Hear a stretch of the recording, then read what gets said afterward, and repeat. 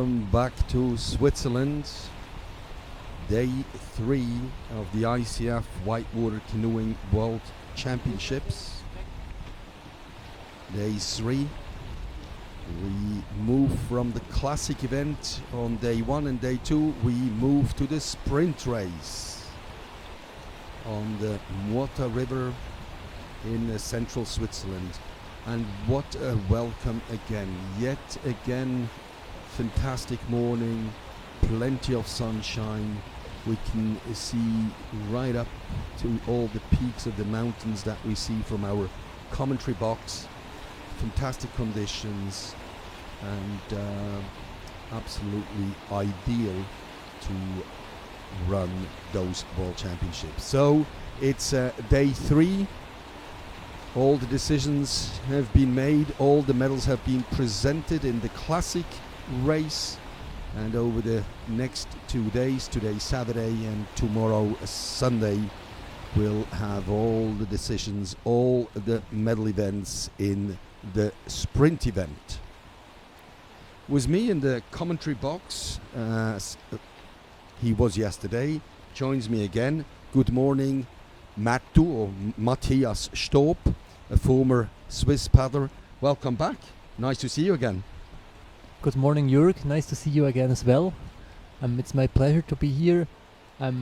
We have great conditions, so it was not a big thing for me to get up in the morning and being very motivated to come back to Muotathal. That's brilliant to hear. Fantastic conditions. And tell us just briefly what is the difference between the classic event that we've seen the last 2 days and now the sprint today? I mean, there is a big difference in terms of the distance. The athletes, they have to run today just for around 1 minute, and yesterday the distance was around 4 kilometers and it was around 12 minutes, 13 minutes. It's totally different in terms of the physical capabilities you have to bring to succeed today in this race. So we've seen an endurance event, endurance distance over the last 2 days, and now we go into sprint. And tell us something about the course of that sprint event. So the sprint course, it was the last stretch of the classic course. So the athletes, they basically know what they are expecting. It has been part of their races before, but now it just starts in the very technical section.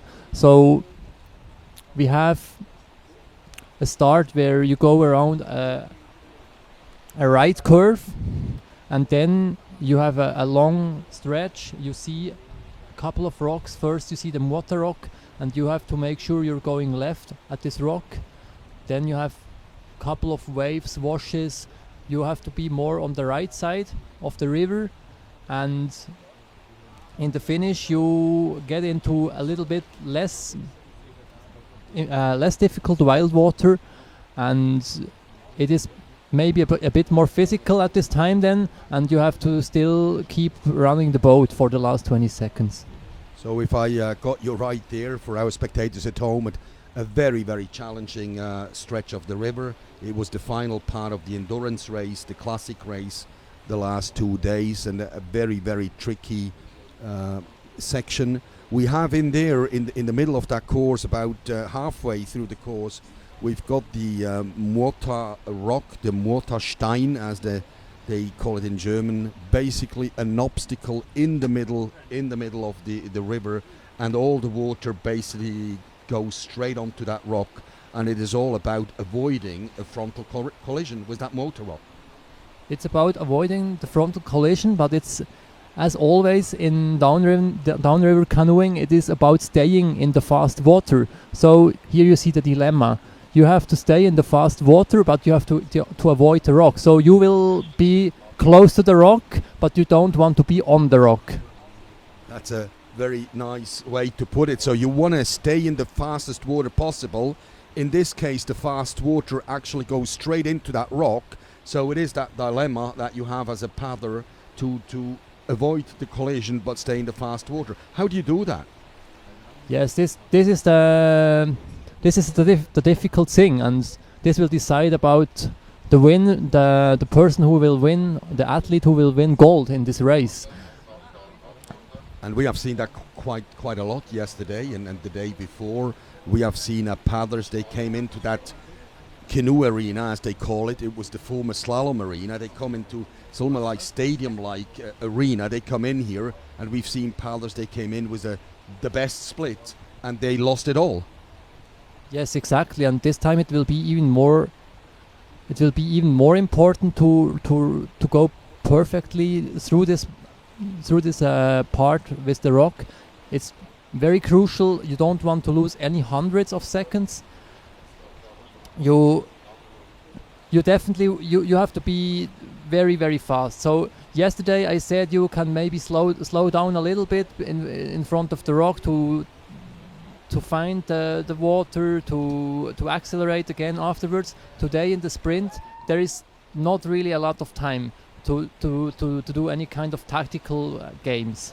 It's all about attacking and finding a good balance between attacking and maybe sometimes slowing down to go faster, slowing down to be faster a little bit. But it's sprint, there is not a lot of time to make any mistakes. So let's go a little bit into the race. We've had classic. We've have athletes from 23 nations across the globe. You were with us the last 2 days. What are the strongest nations? Where do these athletes come from? Where are the hotspots of whitewater canoeing? Yes, we have again athletes from France, Czech Republic. We have athletes from Germany. These are in general the strong nations. There won't be a big difference in terms of the classical competition and in comparison to the sprint competition. We will see the same nations as the favorites. Yes, so the same athletes, and we've seen quite a dominating Czech team. Czech Republic came away with lots of medals last night at the medal ceremony. We heard the Czech national anthem quite a few times. How did the host nation do so far? So far, Switzerland won 2 bronze medals. That is a very good yield so far, and I expect some more medals now. So, as I said yesterday, there is a little bit of pressure away now from the team. So it should be possible to come with an empty mind and attack in the sprint race. So a bit relaxed. The Swiss team that already collected 2 bronze medals in the women K1 class, and that's actually the class that just started, the first category, the kayak women. And as Matthias just said, it's the same athletes that we had in the classic event that race again. They all know that section of the race very well. It was part of their classic course. It was the finish. So the finish of classic and sprint course is identical. So they know that course very well. And this morning they could do some very, very early training. So we have the first paddler from Japan, Ido Natsumi. And this is bib number 2. And we get the time there. We get a bit of a benchmark. As you said, Matthias, we expect the time under 1 minute. Is that doable? I think this should be feasible. We will see the best times, the fastest times for the K1 men. So we have to wait a bit, but it should be lower than 1 minute. So we have 31 women kayaks on the course. In what order do they come down? Can you give us a bit of an insight here? So it's the opposite order of the final ranking of the classical race. So we will have the world champion in the classic race. She will start at the very end. Very good to know. So as we go through the field of the 31 K1 women, the quality gets better and better, gets faster and faster. So that's the reverse order, the reverse ranking order from the classic race yesterday. So last off with bib 31 will be Martina Sadkova from the Czech Republic, and she unbelievably became the star, the big star of day 1 and 2. She came away with 4 gold medals. 4 gold medals. You would probably ask, how is that possible? You can only be in one boat. Well, she raced in the kayak, in the individual, in the team. Then she changed the boat, went into the C1 in the canoe single, in the individual, in the team. So we're looking forward to BIP 31, Martina Satkova, who became the absolute star of the classic event. Yes, I think this is very true, but on the other hand, we have also to mention that Martina Satkova, she won the classical race, and today in the sprint race it will be completely different with this short distance. And Martina Satkova, she has won already a gold medal in sprint events in the C1, but so far not in the K1. So there are also other favorites in the race today, as for example Claire Brun.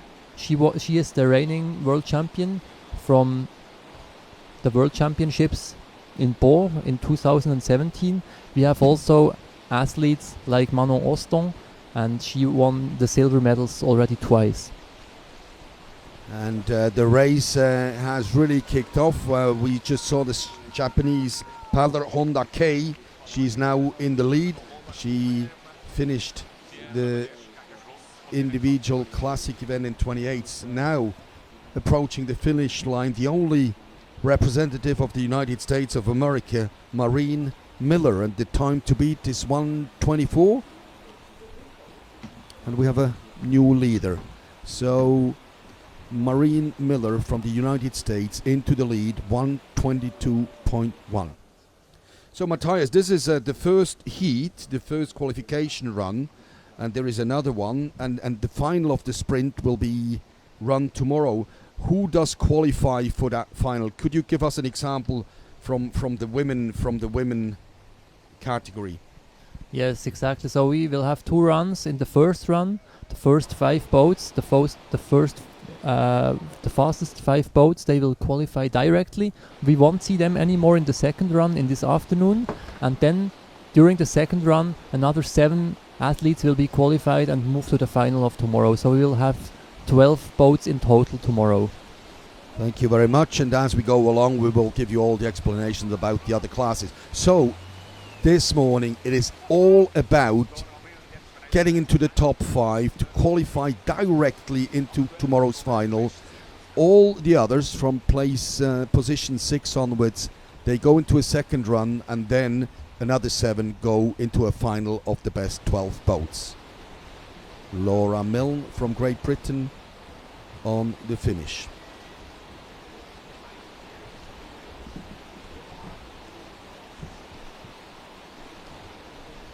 And looking a little bit further down on the start list, we have Melanie. We have 3 Swiss boats on the course with a BIP 29 in about 25 minutes to go. Melanie Mattis, bronze medalist twice, bronze in the individual and bronze in the classic event. Colin Georgina from Australia in the finish area, just completing the 400-meter course into the lead, 1:18.42, and we are slowly approaching the 1 minute mark. So this is the very famous Muota rock in the background, that obstacle in the middle. She looked very good. Alessia seems to be effortless. Yes, that was a good line so far. Now, as I was saying, you have to stay on the right side of the river. She's a little bit far to left here now, and now she's entering the finish, where you have 20 seconds of choppy wild water, but no rocks and obstacles anymore. So seems to be a pretty smooth run. Alessia Faverio, the representative of the US team.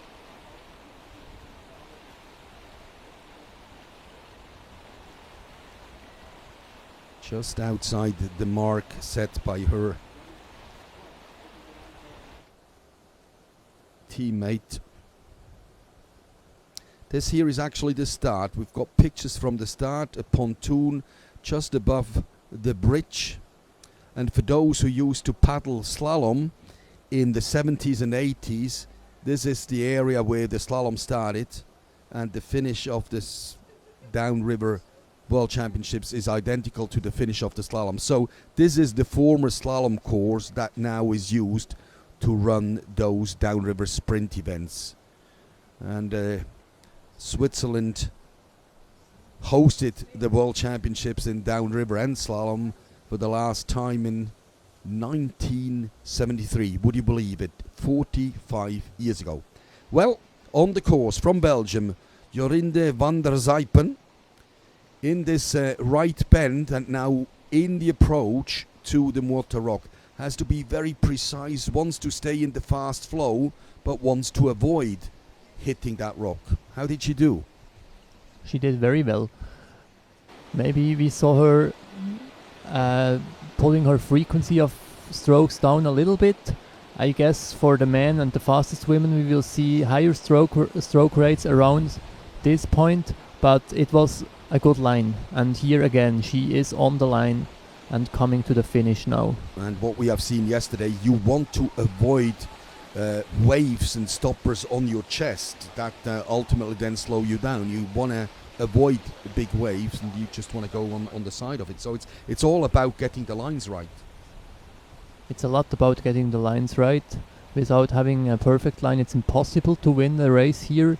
You want to avoid the stoppers, of course, but sometimes you have to be very close from them to stay on the line. Van der Zijpen going to second position. Once again, this is all about the top five that will qualify directly. Barbora Kortisova from the very, very, very strong Czech team. From Slovakia. Excuse me. Barbora Kortisova from Slovakia. She came 21st in the classic event yesterday and got a bit into the slow water there. She was a bit too far right. Yes, she was getting off the line here. Now she has to accelerate again her boat, and this maybe won't be the leading time now. So she lost some valuable time into the slow water of the eddy, needs to re-accelerate, loses speed and power and ultimately lots of energy, and this is all reflected in her final time. Into fifths, Barbora Kortisova from the Slovak Republic. Athletes from 23 countries. Leaderboard: Georgina Collin, Australia; Belgium, Jorinde van der Zijpen; USA, Alessia Faverio. Current time 1:18:42. And obviously this here is not about winning, this is about getting into the top five. So as we go through, we'll keep a close eye on that time that needs to be beaten to be into the top five. Another paddler from Belgium, Laurent Sinesel.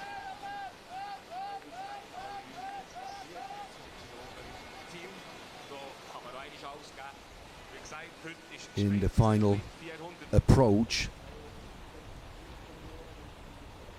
to the finish line on this beautiful morning, picturesque. I mean, it's absolutely fantastic conditions. 7th place for Laurent. How does the water level compare to yesterday? Were you able to have a look? So far I was not checking the water level. I just went along the river this morning for a small walk, and I assume it's a little bit lower than in the classical race, but I will just check it and get back on you. Brilliant. Yes, we had this beautiful walk this morning, and this is Lydia Oxtoby on the course representing Great Britain. She was 19th in the individual event. She wants to get into those top 10. 1:18 to get into the lead at the moment. Yeah, so I was just checking now the water level. It's 5 cubical meters less per second comparing to yesterday. Thank you very much. So a little bit less water. The snow melt that feeds basically the river here will only release then more water in the afternoon as it warms up. That's very normal that in the morning we have a little bit a lower level unless there will be rain, but rain is very, very, very far away. So beautiful morning, very good conditions, fair conditions for Victoria Murray from Great Britain with bib 14, and as you can see from her flag on the helmet, she probably comes from north of the border. Victoria Murray, 18th yesterday in the individual event.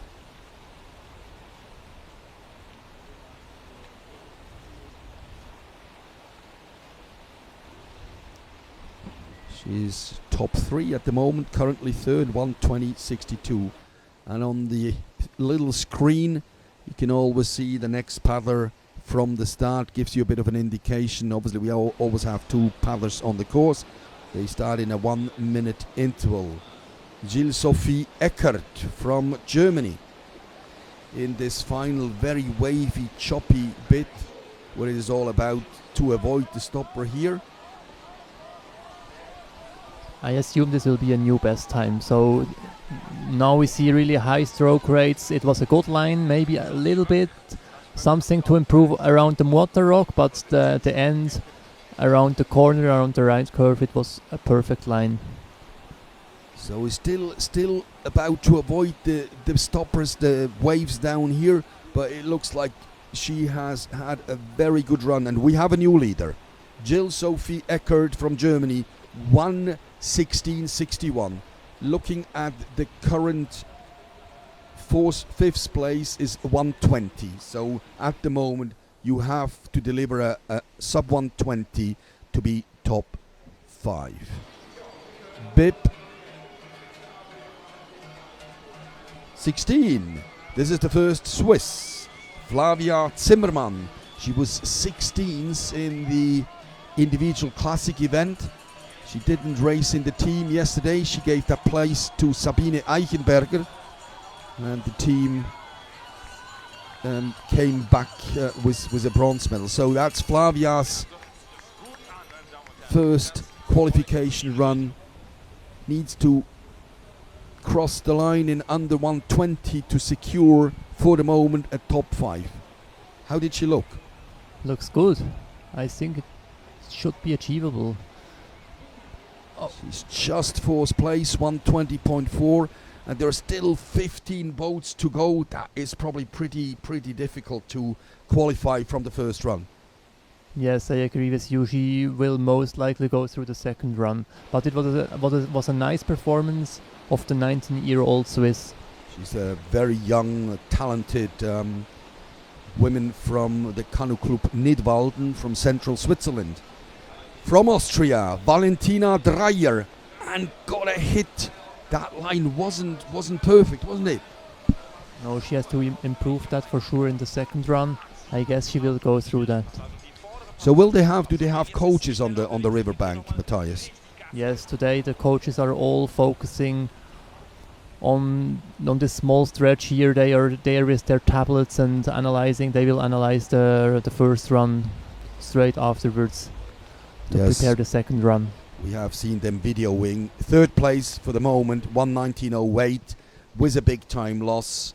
There is definitely lots she can take away and learn from the first heat video. We've seen all the coaches in action this morning in the final training session, warm-up sessions.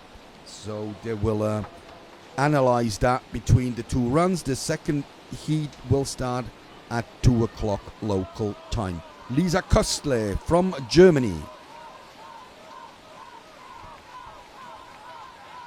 She was 14th in the individual yesterday and came 4th in the team, just 300 outside the podium, beaten by the Swiss. So Lisa Köstle trying to beat the current lead of 1:16. That's looking pretty good, tight. Yes, a new leader. 1:16.02, 0.59 up on Lisa Köstle. And you can just see how tight it is. And Matthias, we saw that yesterday quite a bit. We saw the order of the athletes was sort of what we expected, but the gaps between the athletes were very, very, very small. Yes, and they will become even smaller now because the course is so short. We will see a lot of decisions which are just about hundreds of seconds. And the team colleague, Sabine Füsser, colleague of Lisa Köstle on the course, about to hit the 116. That stands for the first place at the moment. Once again, this is all about top 5. Let's not be carried away about the first place, but at the moment you need to be sort of there and thereabout because we still have a lot of paddlers to come. Sabine Füsser is just outside that time. We will deliver you that time.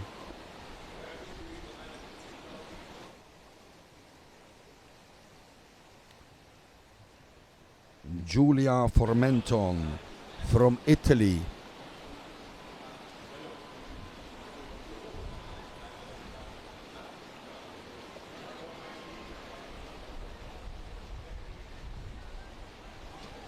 In this final difficult section where it is about finding a line between the eddy and the fast flow. Yeah, she came a little bit off the line in this last right curve. She might have to improve that in a second run, but otherwise it looks powerful what she's delivering today. Thank you, Giulia Formenton. Just crossing the finish line now. We seem to have a little difficulty with the time, but we deliver that as soon as we can. Giulia Formenton went into third place, 1:17.38.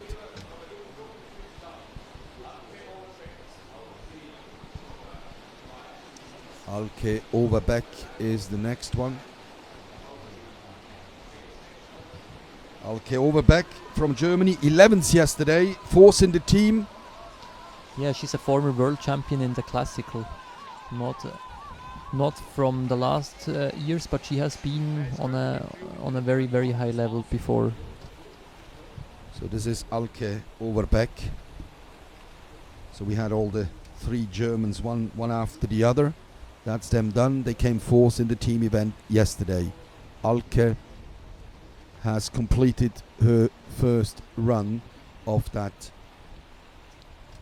sprint event. And now we are into the top 10 of the individual race, and a very, very special line here from the French paddler Charlène Le Courvoisier. What happened there? Well, that's the current standing, the 3 Germans in the lead.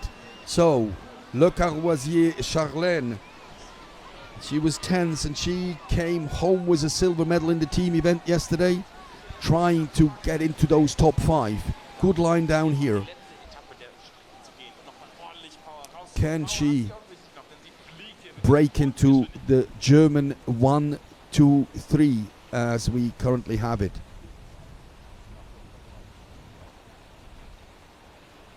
Le Courvoisier.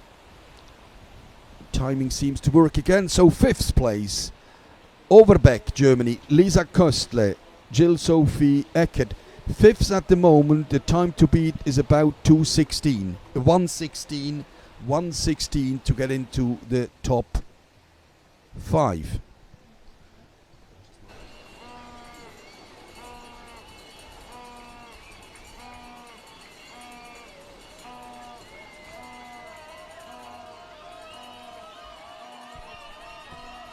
Hanna Müller, the second Swiss on the course, approaching the finish line, just getting to the 1 minute mark. And we need about a 1:16 at the moment, a 1:16 to secure a top 5 finish to qualify. Hanna Müller, team bronze yesterday with Sabine Eichenberger and Melanie Mattis. A fantastic result for the young Swiss from the Canoe Club of Nidwalden, 7th position. So her race is not over. She has to go into the second heat, and in the second heat there is another 7 boats. The top 7 boats of the second run will qualify for the final tomorrow, a final with the 12 best women K1. Klara Richova from the Czech Republic, 8th yesterday in the individual event. Good line down here, doesn't get wet. You don't want to get wet on your chest because that slows you down. Very good line here, 1:16 the time to get into the top 5 at the moment. So we're coming to the business end of this category. The strongest, the fastest from yesterday. 5th place for Klara Richova. 5th. Overbeck, Fusser, Köstle, Eckert, Richova, the top 5. Agnieszka Paludova from the Czech Republic. She came 7th in the individual and she won a gold medal. So good confidence, very strong team performance, came away with gold. And the line got a bit of a hit on the chest in this final challenging piece of water. Yeah, but it is a fast time. I'm sure she will be in the top 5. 1:16 she needs to beat at the moment, but obviously you want to eat into that 1:16 as much as you can. She does. 1:14.67. Second, Agnieszka Paludova from the Czech Republic. 8th hundredths down on the German. And her teammate Barbora Dimovova,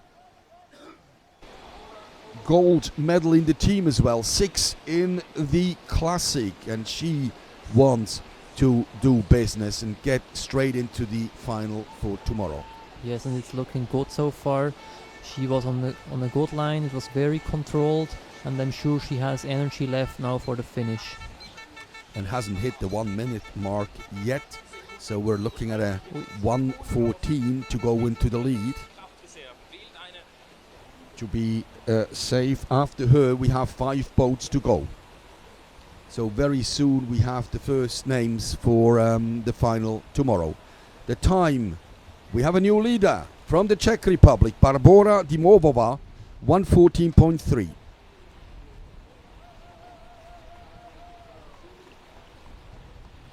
So she doesn't have to wait a long time to know if she qualifies. We have 5 to go. So 1 drops out of the 1:14.3 and Dimovova will secure her place on the final. Claire Brun, a very interesting paddler.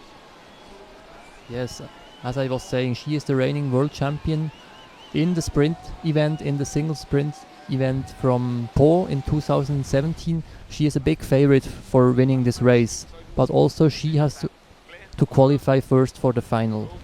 Yes, and she is the silver medalist of the team, came 5th, and she is about to cross the finish line. 1:14.3 is the current leader from the Czech Republic, just outside. Look at how close that is. The top 4 was in less than a second, so she has a very nervous wait now, because there's still 4 very strong boats to go.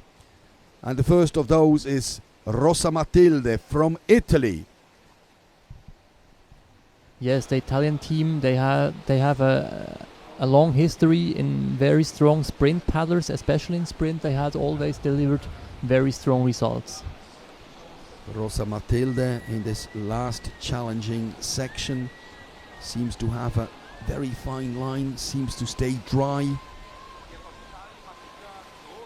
and it's all about getting the fastest bit of the water, the fastest bit of the flow to maximize the chances. Yeah, she will be close, but I'm not too sure if she will make it straight to the final. It's so tight. The top 4 was in less than a second, 3 seconds off and in 10th position. Matilde, Rosa, will go into the second run in the afternoon, and that is the Swiss women bronze medalist in the team, bronze medalist in the individual from Solothurn, Melanie Mattis. She had a good start, everything was well placed, nice strokes, well taken the rhythm from the waves. Good line here as well, no stopper, no water on the chest. She's a bit on the right here, but she knows that river very, very well. The Swiss train here a lot. The Swiss had their team selection here a few weeks ago. So this is about qualifying directly into the final for tomorrow. Melanie Mattis attacking the 1:14, and it's just fifth place. Fifths, 1:15.57. 2 boats to go. Manon Ostens from France approaching the Muota rock. Very sweet line. And it looks like the easiest thing of the world. Into the wavy bit where it is all about setting up the boat to get very close to that rock here, right here. Staying in the flow but avoiding the next stopper. She did that very well. Yes, this was maybe the best line we have seen so far. Great performance. And she's attacking a 1:14 to go into the lead. Top 5 qualify directly for the final. So Manon Ostens now into 5th place, and we know that Melanie Mattis has to come through the second run for the final. So she's currently in 6th. And this is the big star of the event so far. 4 gold medal. Gold in the K1 individual, in the team, and then the same feast in the C1. 4 gold medals yesterday. Unbelievable. That's Martina Satkova from the Czech Republic.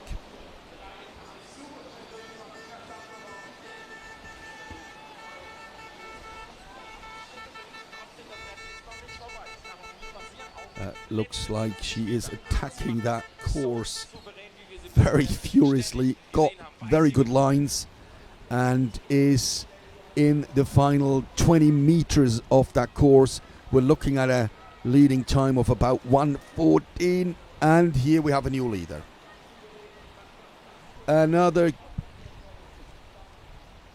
brilliant performance, Martina Satkova. In official results from the heats, run 1, Martina Satkova, she wins that qualification, so the top 5 will go through, means she is definitely through into the final tomorrow.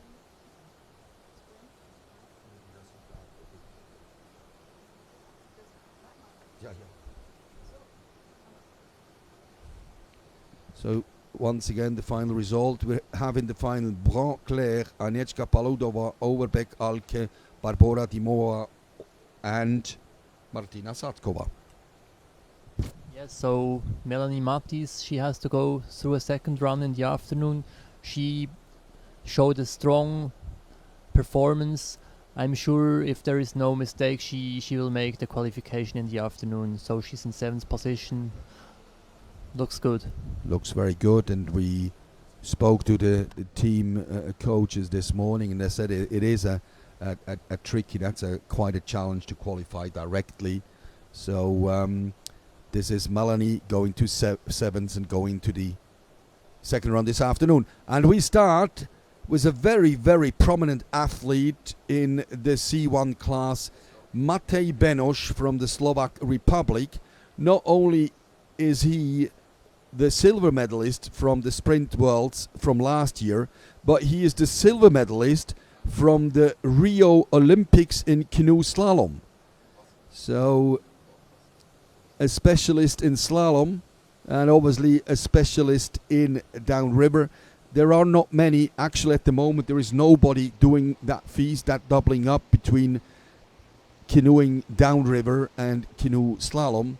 So the silver medalist defending silver at the Worlds from last year, as well as he is the silver medalist of the Slalom Olympics in Rio de Janeiro, Matej Benoš.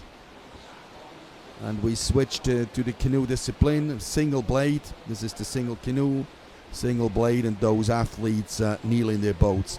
And he seems to attack that course furiously, gets a little bit of a hit in this last stopper, but other than that, it looks absolutely brilliant. And he starts, you might ask, why does he start at the beginning? That's why because he didn't race yesterday in the Classic. He is a sprint specialist, so that's why he is opening that race, and he sets a benchmark for the following 28 boats. So Matej Benoš is the leader in just about 1 minute 13. What did you make of that run? I saw him stop in a stopper just before the Muotathal, but we will see how the other C1s are doing there. It looked like he was accelerating so quickly afterwards again that this was maybe even the strategy to get a bit stopped there and being then in the right position to go around the Muotastein. And if this course is really challenging and tricky with a double blade, how tricky must it be and how difficult must it be to have only a single blade to come down this course? Yes, absolutely incredible how these athletes manage to go around these obstacles which are sitting in the line, and you have to get around it, and they manage it with just one blade, kneeling in their boat. Incredible. Yes, and we saw quite a few yesterday. They can switch, so they can use the other side, but most of them that just used one side. They're either a lefty, like Devin McEwen, that just crosses the line in a time just outside 1:30. So he's a lefty, but depending on the situation, it is possible to switch. And then another lefty from Spain, Rodrigo Ramos Collado.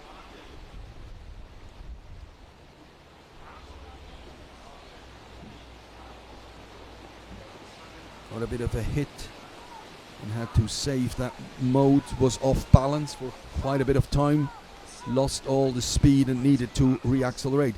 The Spanish team was quite a contingency here in Muotathal.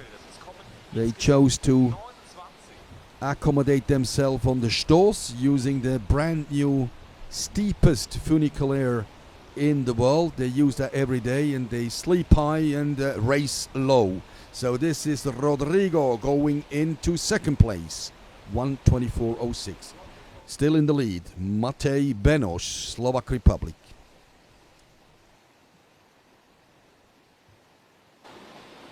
So what is the qualification system in this category C1, Matthias? We had the women, 5 go through from the first run, 7 from the second, gives us 12.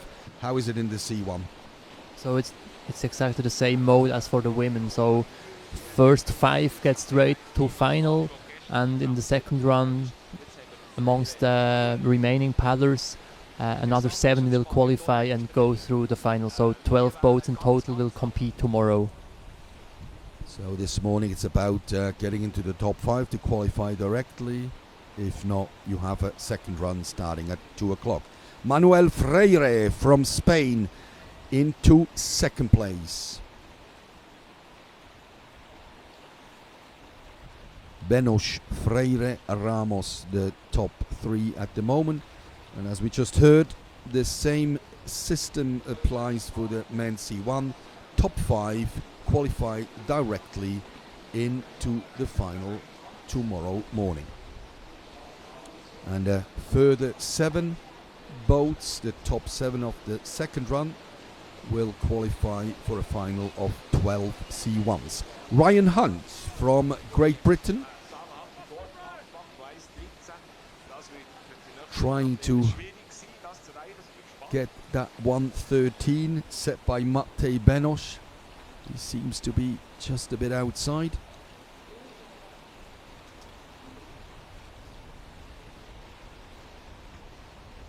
He was 25th yesterday and is now second currently in that first heat, 121.4. Another Spanish athlete, Alan Padilla, came around that Muota rock. A so-called righty, that's his preferred side.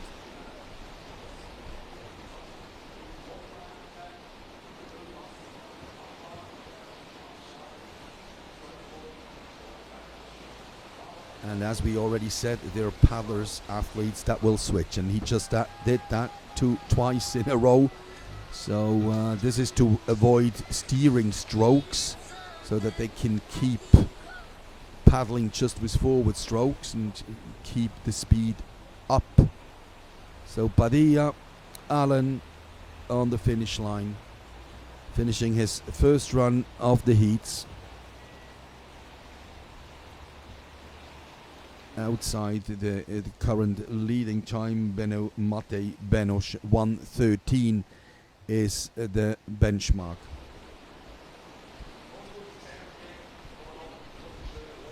Which is a time very similar to actually the women K1 time. Sadkova is a very similar 1:13, and he is on a 1:13. So are those two classes comparable? Is that something we know?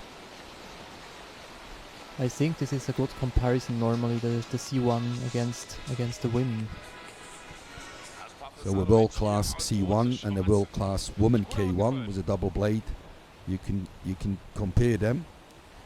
Pavle Strakovic from Serbia was a good run, and it's reflected in the result. Second place, 1:16.22. Just 3.03 off Matej Benoš's time. Luko Obadic from Croatia.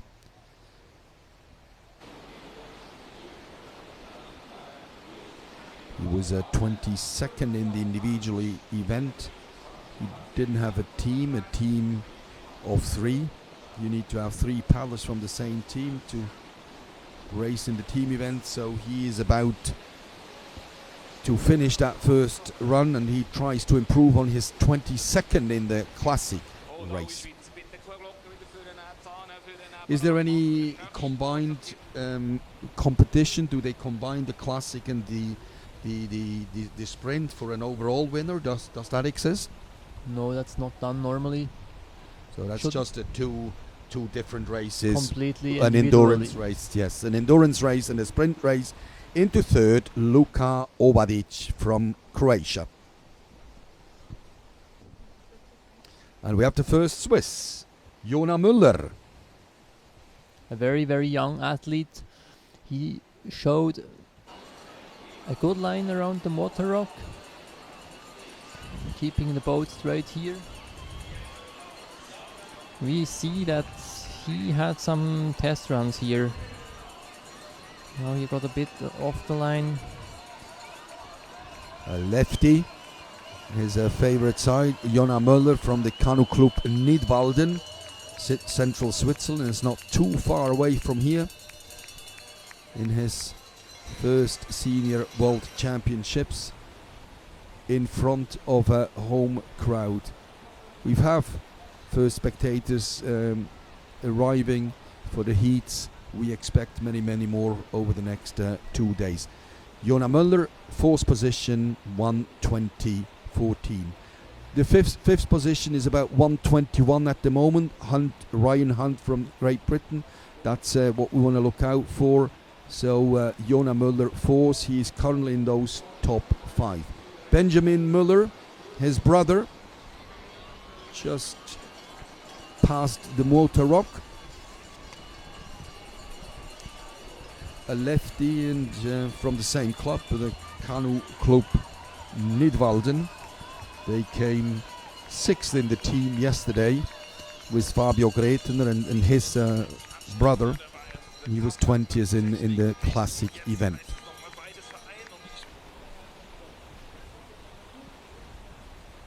And it's all about, if you want to qualify directly, it's all about getting into the top 5 in that run. Benjamin Müller completes his first run, and he is currently in those top 5, 1:19.94, and we still have 13 boats to go. Martin Medvedev from the Slovak Republic, his compatriot Matej Benoš is the current leader, the Rio silver medalist and the silver medalist of the Sprint Worlds last year in Pau, southwestern France.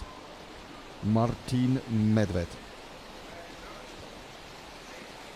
He was 5th in the team yesterday and 19th in the classic individual. So his teammate came down in a 1:13. He's closing in on that time. Looks like he had a pretty decent run here in the Canoe arena in the stadium. 4th, 1:18.91.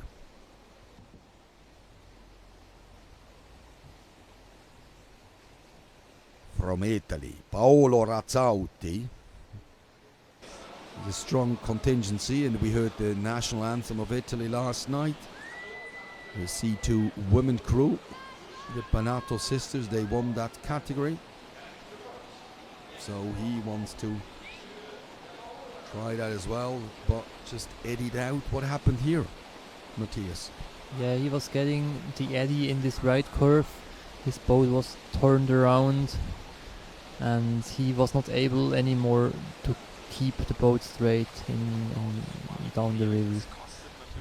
Yes, had a bit of an angle, and then caught the slack water, caught the eddy, and had to do a full 360 turn. So he has to rely on his second run. So his race is not over.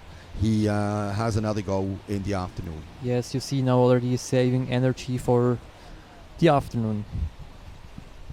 And the kayak we see behind him, this is a safety and rescue kayak, and the loads there helping paddlers that are in difficulties. So we don't hope there are difficulties for Ole Schwarz from Germany.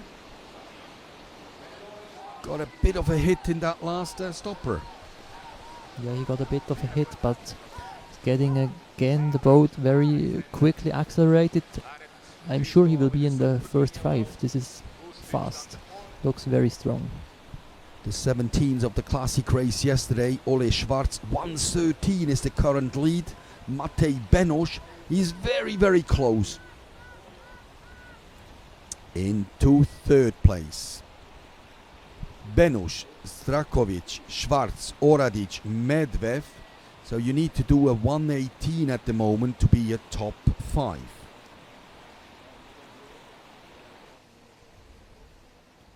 So a 1:18 is a minimum you have to deliver to be provisionally in the top 5. And the next athlete who tries to achieve that is Ladislav Danik from the Slovak Republic. A lefty, and he came 5th with his teammates in the classic team event yesterday. So a 1:18 and a sub 1:18 is required to provisionally secure a place in the final, a direct place in the final. So Danik Ladislav goes into 2nd place. So it is a Slovakia 1, a Slovakia 2 at the moment. And this is the next Swiss, Fabio Kretener from the Lucerne Canoe Club. Looks like a lefty, looks like he had a very good run around the Muota Rock. Yes, so his focus is the sprint.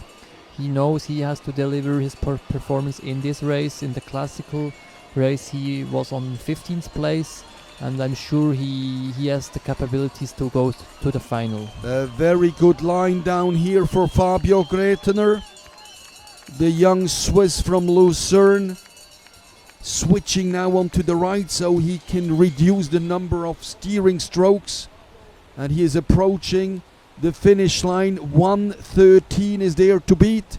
Matej Benoš just outside, 1:13.62. a brilliant run it seemed to be.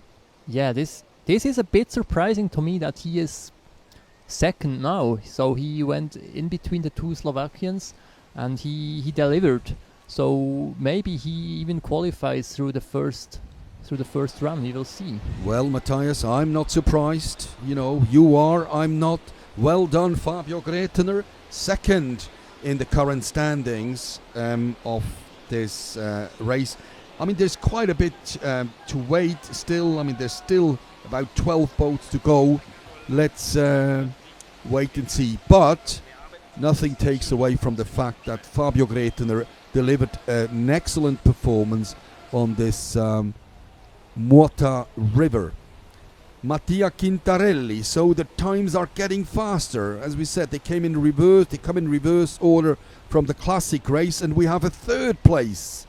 Mattia Quintarelli.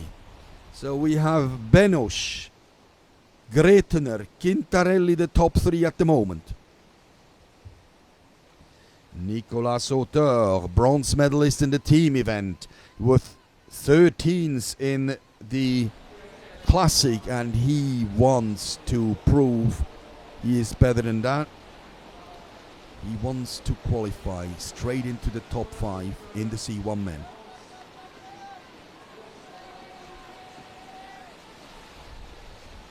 So for those who only just join us, welcome to Muotathal, a fantastic Saturday morning, brilliant blue sky, we see into the mountains, lots of snow up there still, and Nicolas Auteur is approaching the finish line.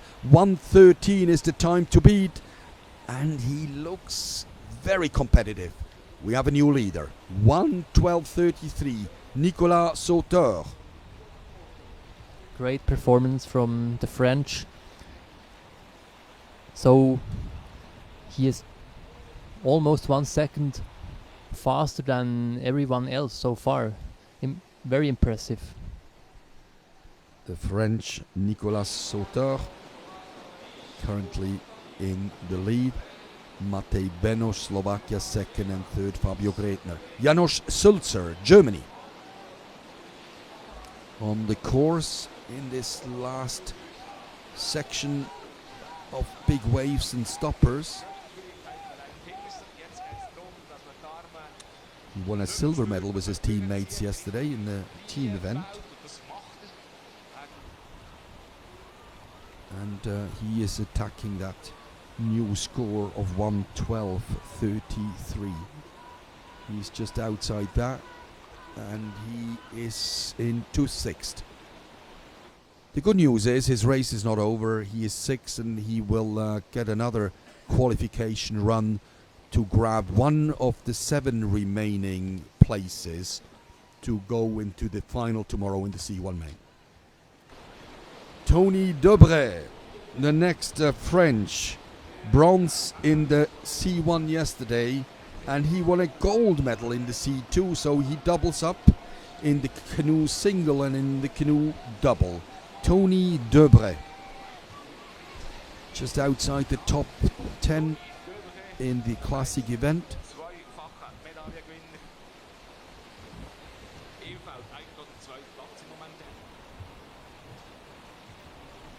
1:12:33 is to beat. He will stay just outside that time into 4th. So that means he's 500ths behind Fabio Gretner, the Swiss. That just shows now how good that result, that performance of Fabio Gretner was. Yes, it was already interesting that he came that close from Matej Benosch, but he is keeping in the top 5 for the moment. We can yes, keep our fingers crossed. I think whatever the result is, let's put it that way, that whatever the result will be, but the performance seems to have been a very good one, and nobody will take that away from him, even if he will have to go into a second run. That was a very, very good performance. So from the commentary box, a well done to Fabio on his performance this morning. Tim Heilinger attacking the 1:12:33. He's going into 8th, and he's going into the second run of the heats this afternoon, starting from 2 o'clock local time. Emil Miliram from Croatia. Yeah, a very famous athlete, 6 times world champion in classic. He is more a classic specialist, but he is also a great wildwater paddler, so maybe he can deliver here on the sprint. Emil Miliram, lefty, very seasoned and experienced paddler from the Croatian Canoe Federation. River Muota, untamed, natural river flow. The water is not controlled. If it rains, the water goes up. If there's no snow melt, the water goes down. So it's a completely natural river.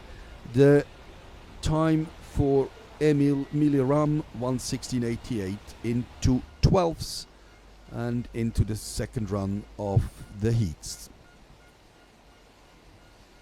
Kof Blas, an interesting paddler from Slovenia. Yes, he is the bronze medalist from the past World Championships in Bo, so he is amongst the favorites. World Championships last year for sprint and for slalom in Po, a joint event and a very successful one. This is Blaskov, and he's defending his bronze medal he won last year. He came 8th yesterday in the individual event. Well, I have to say a couple of days ago, it was the teams yesterday. And he's a new second place, 1:13.01. The bronze medalist from last year, Blaskov from Slovenia.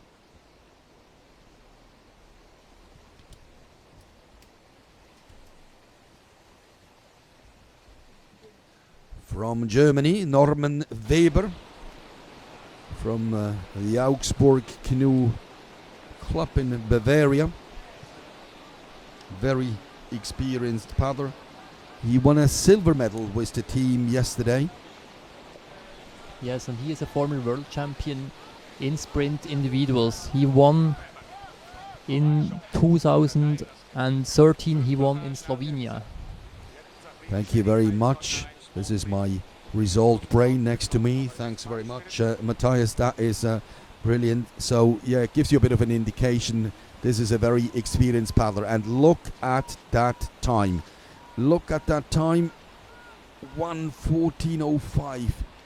Just outside. Sauter, Koff, Benush, Gretener and Debré are the 5. So they are within 1.34 seconds. That's the 5 that for the moment go directly into the final, but we still have 6 boats to go, and the first of them is Vladimir Slanina from the Czech Republic.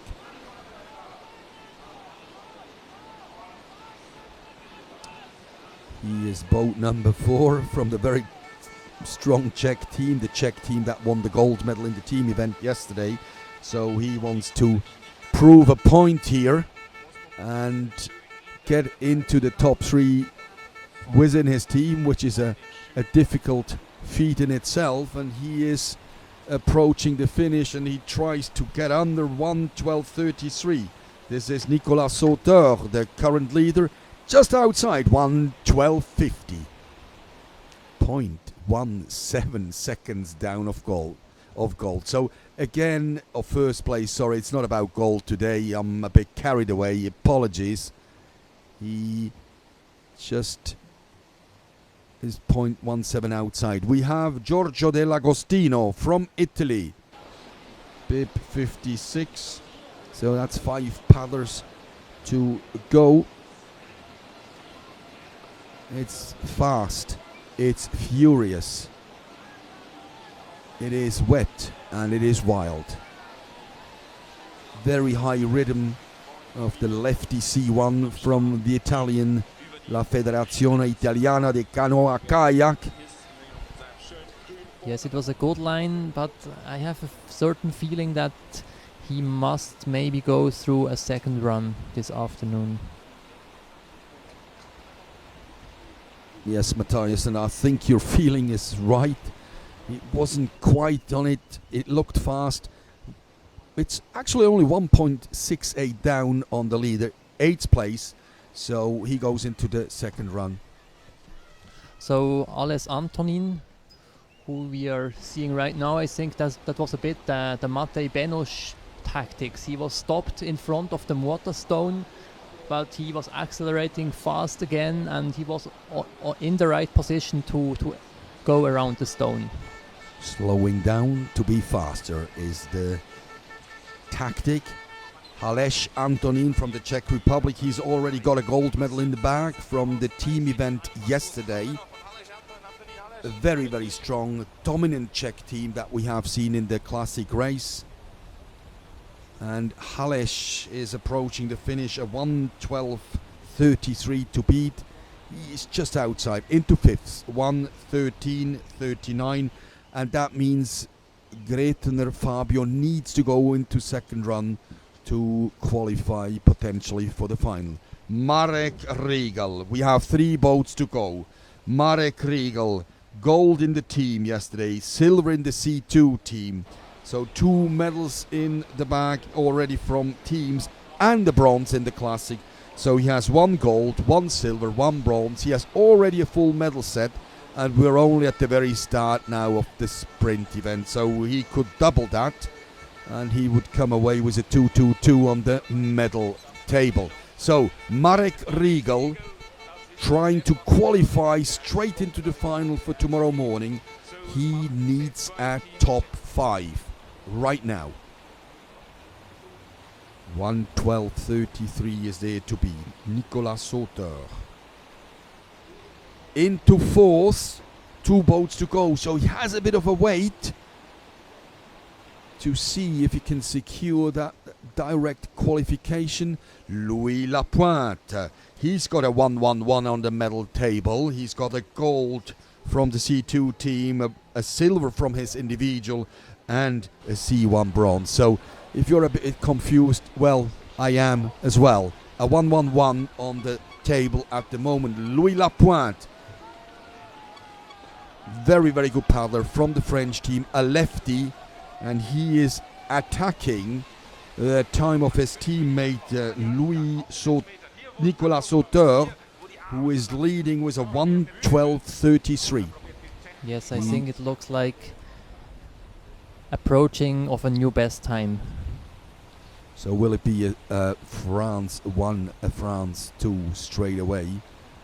And is into third place, and we can say he's secured a place in the final because there's only 1 boat to go, and that's him. And on the medal tally, he is leading 2 gold and 1 silver from the classic events.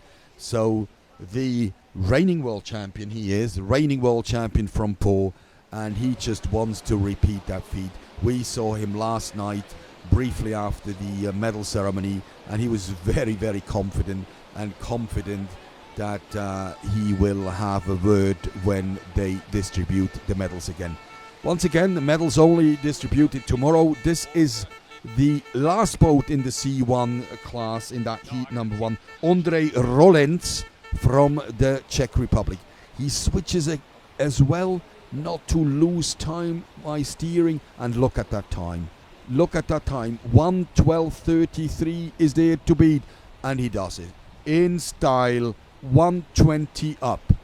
Rolenc, Sauter, Slanina, Lapointe and Koff.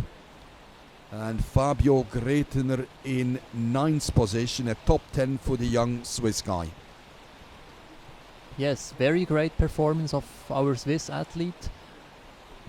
So in the afternoon we will have another 7 boats who will qualify, and he has to deliver this performance again, and then it should be possible. So 2 French, 2 Czech.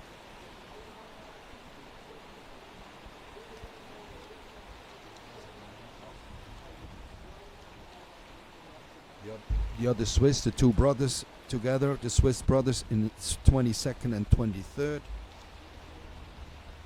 So 1 Slovenian, 2 French, 2 Czech directly in the final, and all the other boats, they will go into a second run this afternoon, and from the second run we will have the seven fastest boats that will qualify for the final of 12 tomorrow morning. Well, we leave you with those pictures for a little moment. There's a little short break between those two classes. We will go into the K1 man sprint. So we leave you with those fantastic pictures from Muotathal Valley in central Switzerland. We'll be back shortly.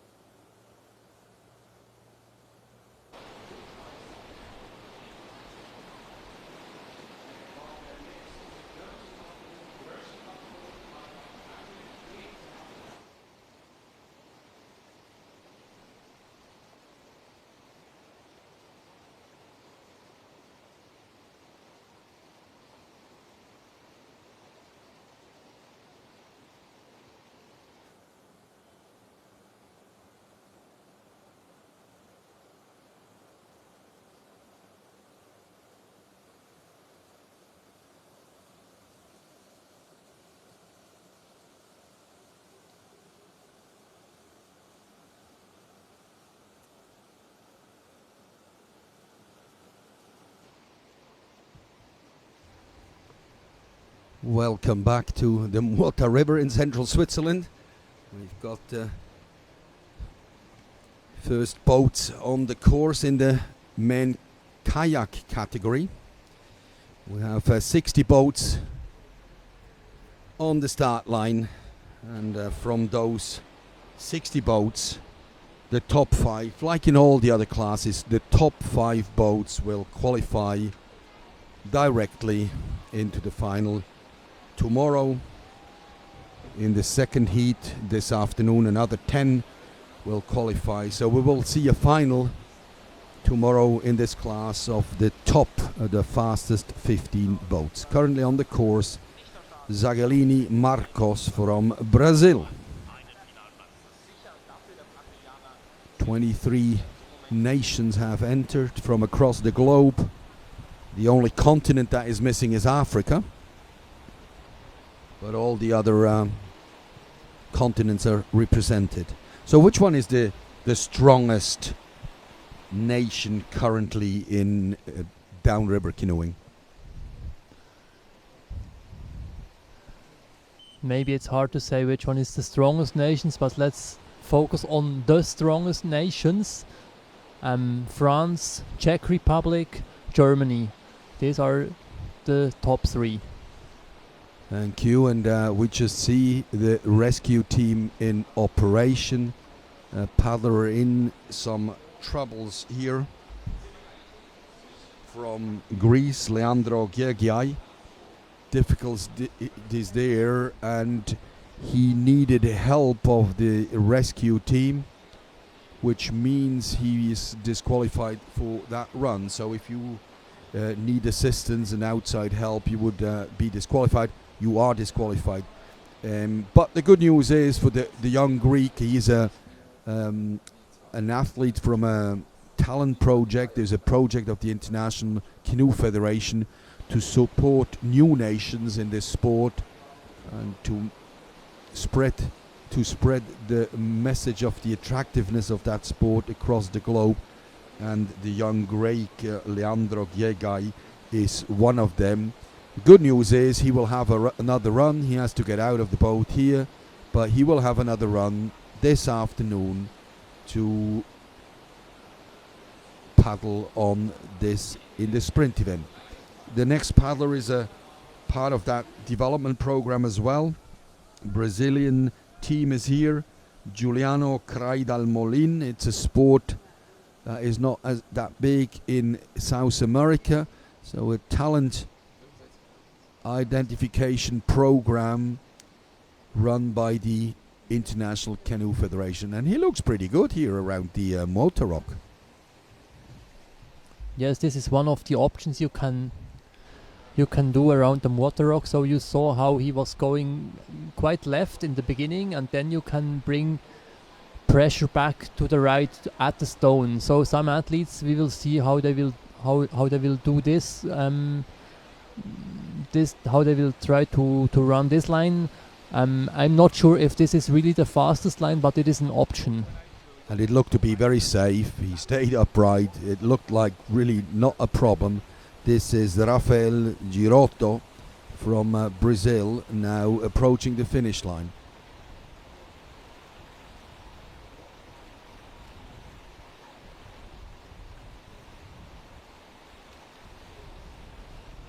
And this is a first benchmark in this class, 121, 8.43 ahead, 121. We expect those times getting close to a minute. This is the fastest class. The women kayak, the same boat in the women came down in a 113, and the men K1, they're usually about 10% quicker. So let's see if we can get a kayak close or even at a sub 1 minute time.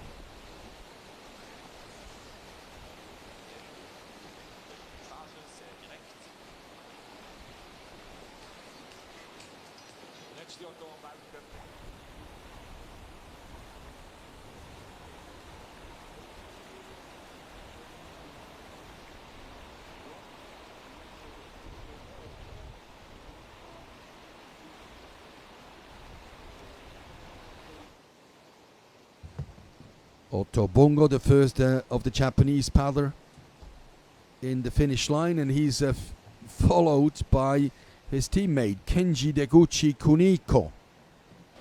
Around the Muota Rock, not a problem, looks very composed, calm, pulled a little bit into the middle of the river, and he will now hit the big stopper.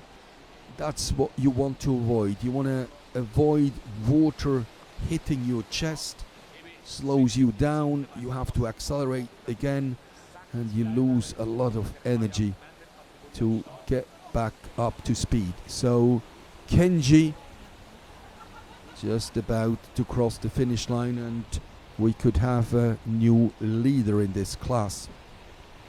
And we have 1:16.85 for the Japanese.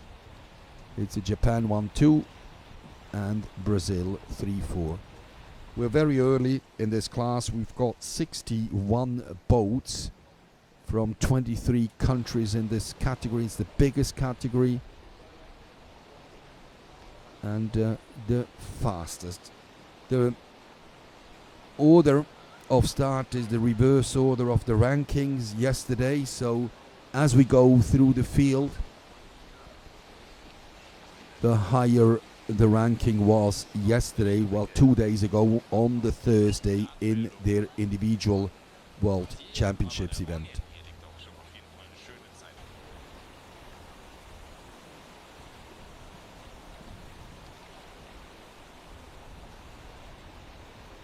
Ognjen Perovanovic from Serbia is now taking the lead, 1:15.91.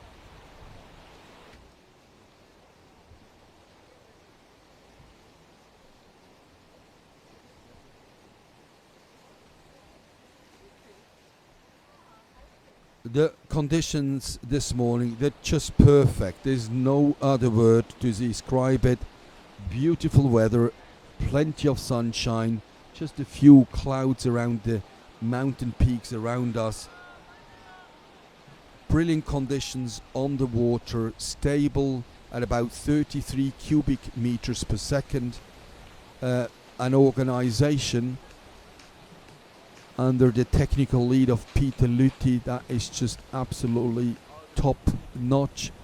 He got a lot of compliments last night from the ICF president, Jose Perurena, who joined the party yesterday, from the commentary box a warm welcome to Jose Perurena and his vice president Luciano Bonfiglio.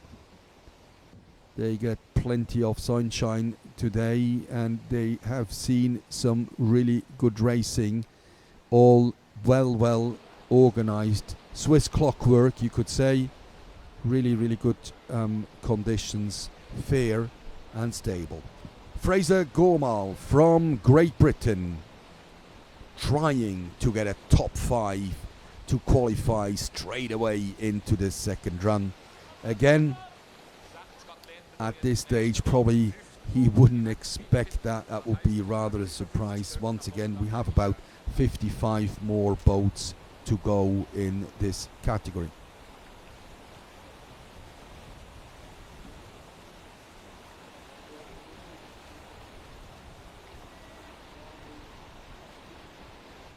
For the host nation, there are 4 boats on the start line. The best boat, big hopes for Linus Bolzern. He comes with bib 109.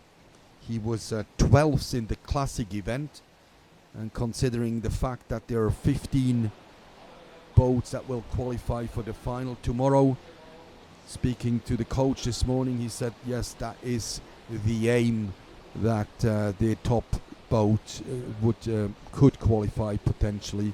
Was a good run, was a good performance. They would see him realistically in the final tomorrow. So let's not get ahead of ourselves, but the young Swiss will come down in about 45-50 minutes from Lucerne with a bib 109. That will be Linus Bolzern.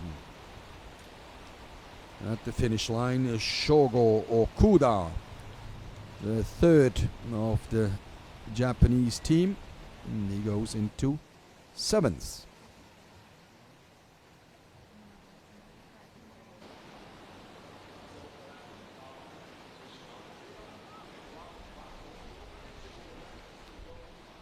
A big well done to the organizer setting up those races on the back of a World Cup last year. A World Cup that they used last year as a test event, almost like a test run for this year. It's all set up. And the president, Xaver Schuler, the mayor of the municipality of Schwyz, together with his team, with the technical leader Peter Lütti, they set up a brilliant competition here in Muotathal. Marko Jovic, the current leader, won 13.65. Top 5, you need about a 1:17 at the moment, but as we go through the class, we would expect that time to come down dramatically.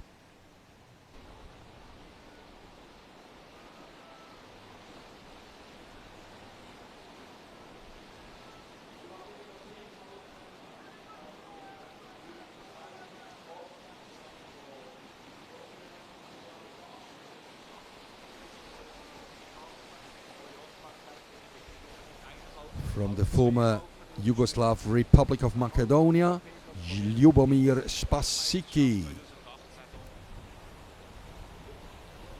So that could be the new lead in this still very young men K1 event. Just 500 outside the lead.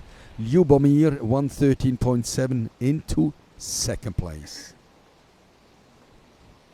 From Scotland, representing Great Britain, Jacob Holmes.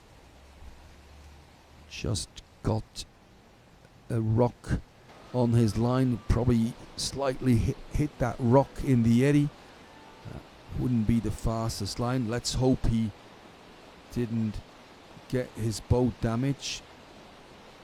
That would be a leak, and the boat would fill with a little bit of water. Even if it's only 1 litre, 2 litres, that's not what you want. Those boats are made of Kevlar carbon. They are 10 kilos, very light, and any additional water you would have to accelerate all the time.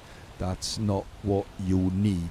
So, do we see a new leader? Jacob Holmes a very wide line, it seems, here at the finish line, and we think that was not the best. Yes, he probably followed the fastest flow, but then it's about weighing up. Do I go a wide line in the fast flow, or do I shortcut a bit? A much shorter line, maybe a little bit slower water. We think that was probably a little error in line, but you know, he's got a coach on the riverbank. They'll have video. They study it between the runs, and they will have to, because he is definitely not straight into the final. He will have another go in the second run. Herman Jimenez from Spain. Buenos días, Herman. Bienvenido en Muotathal al equipo de España. Very warm welcome to the Spanish team. It is a pleasure to have you with us this morning. Well, actually all the week. Fourth, 1:15.4 for the Spanish K1 kayak single specialist. And another Japanese, you see quite a big team, Michiyoshi Yamane. Just conquered the Muota rock, successfully left of it. As we said, all the 33 QMAX lead right into the middle of the rock, and it's all about avoiding that frontal collision and making sure you stay in the fastest flow, but you avoid, and that is a bit of a challenge to avoid that. So he did that very well. Got a bit into the slow water near the finish. So Michiyoshi Yamane from Japan completes his first heat in a time of 1:15.87. Fifth place.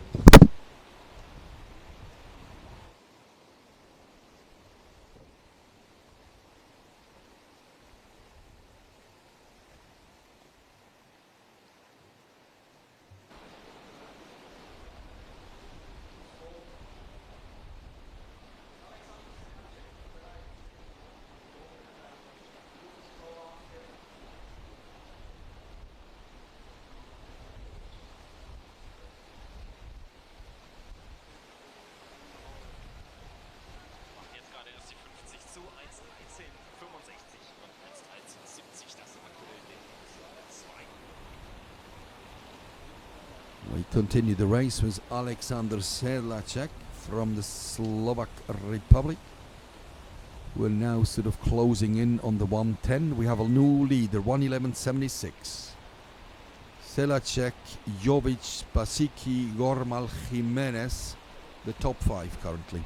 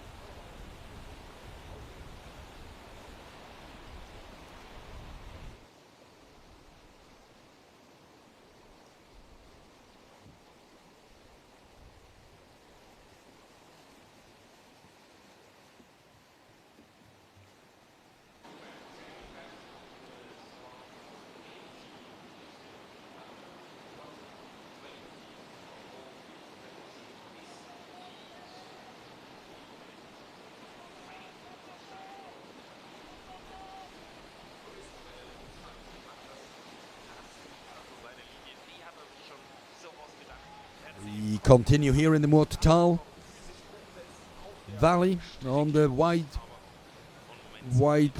river of the Muota. Kalen Bassett from Australia coming into the finish line and hitting that 110 mark, not quite, into second, 1:12:44. So we haven't seen a time under 110 yet, but we would expect that not to last too long until we see that. Alan Porubsky from the Slovak Republic.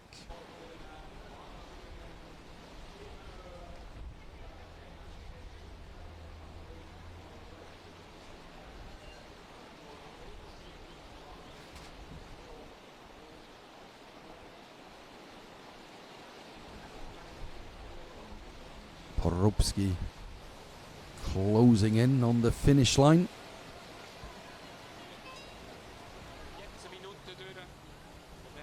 And it looks like the lead will stay. The sub 110 is still not done, so let's keep an eye on that. But a successful first run, high rhythm into the finish, 14 Porubsky.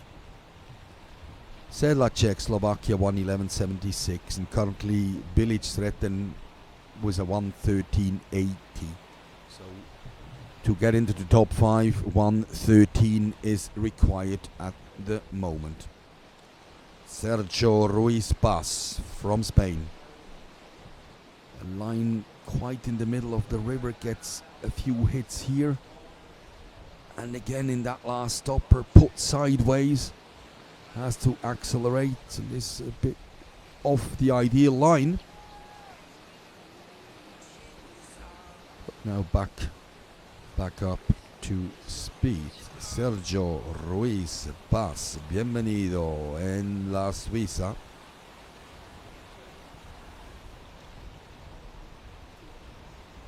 Absolutely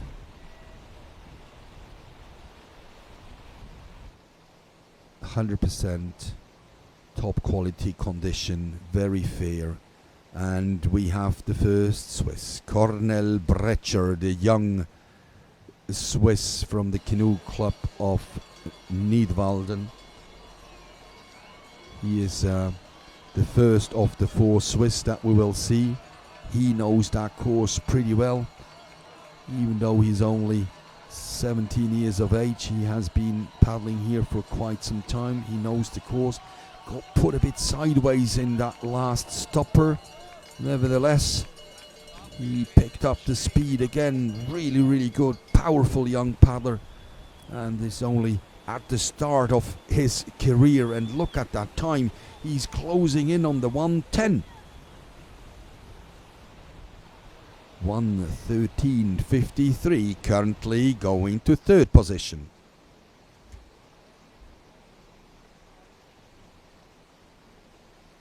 Robert Jeffries from Great Britain.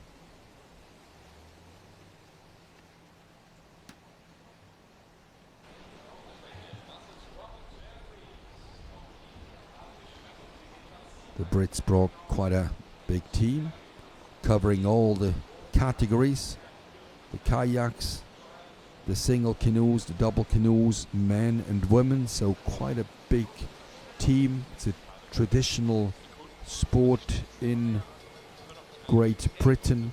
So Robert Jeffries, one of the team 2018.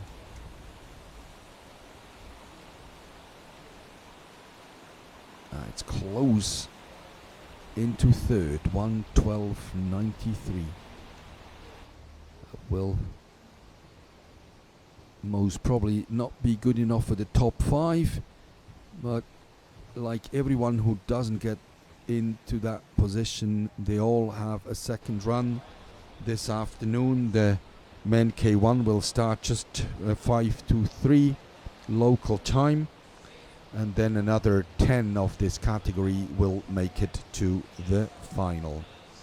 Alex McIntyre from Australia.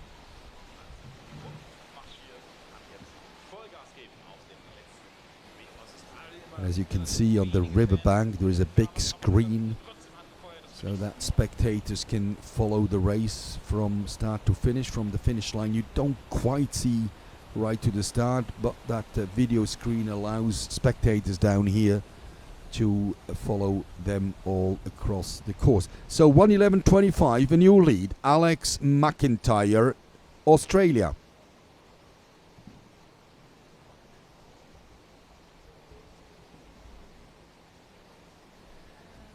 Anes Sudic from Bosnia and Herzegovina. Just around the Muota rock. Got that line very, very good. Fighting those waves, you want to avoid them, and you want to avoid that stopper down here. I got it a bit, and you see how his boat is slowed down, put sideways slightly, and loses valuable time. And we saw it in all the races so far. The decisions are made not by seconds but by hundreds of seconds. The gap's very, very tiny between 1, 2, 3, 4, 5. So you slow down slightly, you lose a lot of places. 15s at the moment. Alex McIntyre, Alexander Selacek, the top two. Cornel Brecher currently in fifths with a 1:13. So you need to deliver a 1:13 at the moment to be top 5, and we had 20 boats that completed that first heat. Jesus Rodriguez Leon from Spain.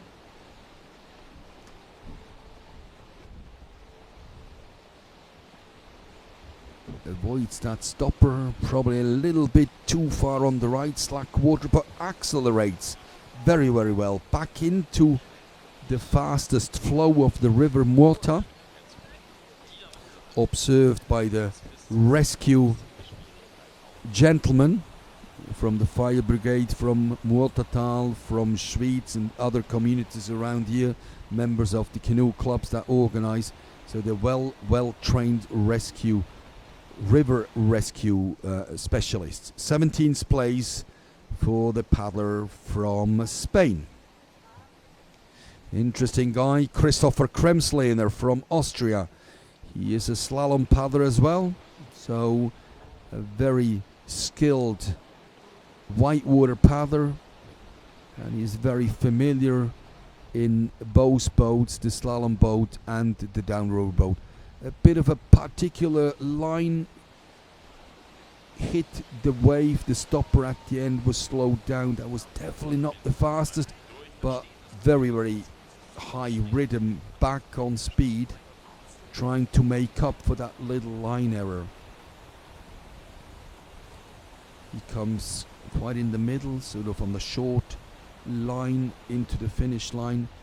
He lost quite a bit of time, 3.44, and he will definitely go back to video study when he prepares for his second run. There's definitely maybe not 3 seconds to gain, but that was 1 to 2 seconds that he lost by being slowed down right down in that last stopper. This is the brother of the current leader, Robert McIntyre. What my brother can do, I can do as well. Let's see. Robert fighting against Alex. It's Robert versus Alex. So the current lead, 1:11.25. So his brother's time, the current lead, and he's coming on a very short line in the middle of the river, 1:11.25 to beat, and he does it. And what a margin. Just under 3 seconds, 1:08.26. New leader.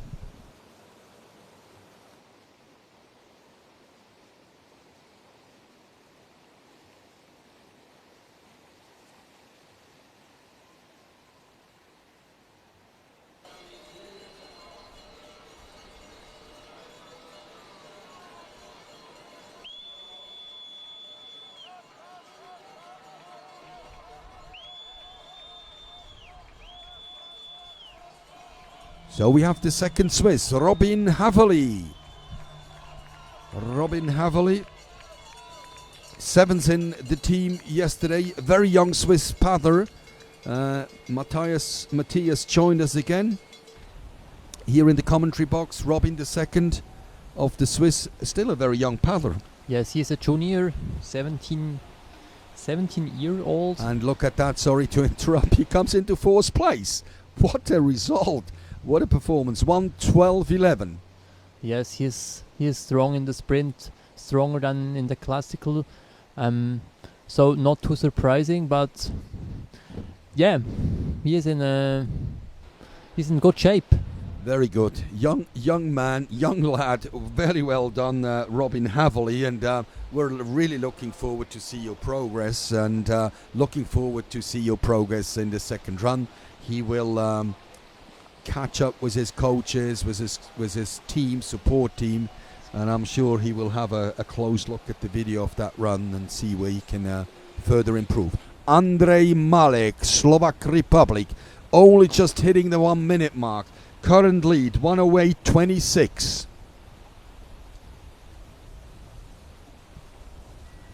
New second place. 0.16 down. Andrej Malek. Still in the lead, the young Australian paddler Robert McIntyre. Wojciech Sapletal from the very, very strong Czech team. And look at that rhythm. Brilliant around the Muota rock. Effortless. What a stroke rate.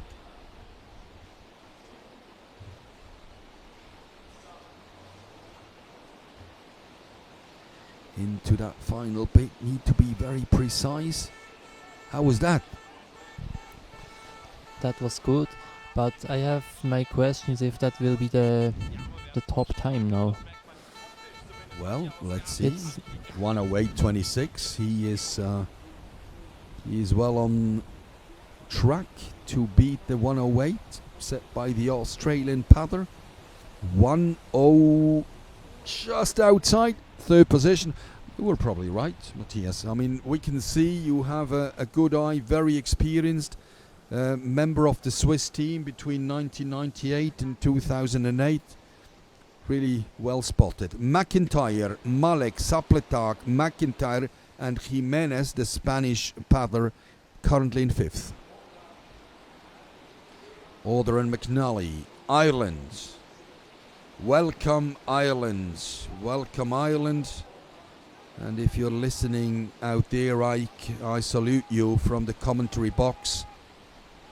Very warm salute and welcome from central Switzerland. Pretty sure you remember your time here in Muotathal, 1973. That's how long it took to organize a World Championship here again. 45 years it has been. And the 2018 World's first heat comes to an end for Odran McNally.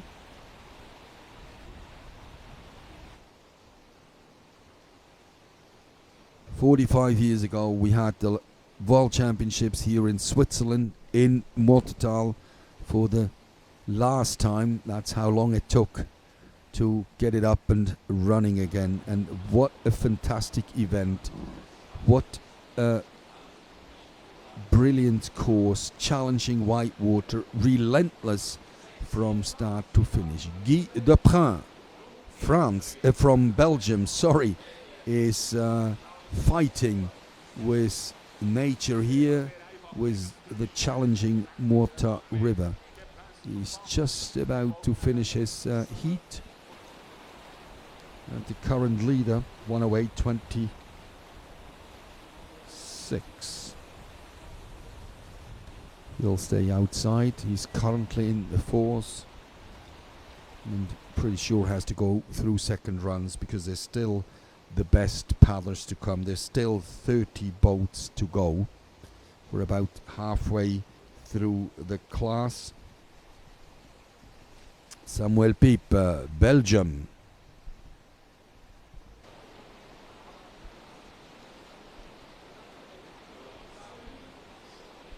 This is feels like being at in the Belgium Championships. There's 3 Belgian paddlers, one after the other.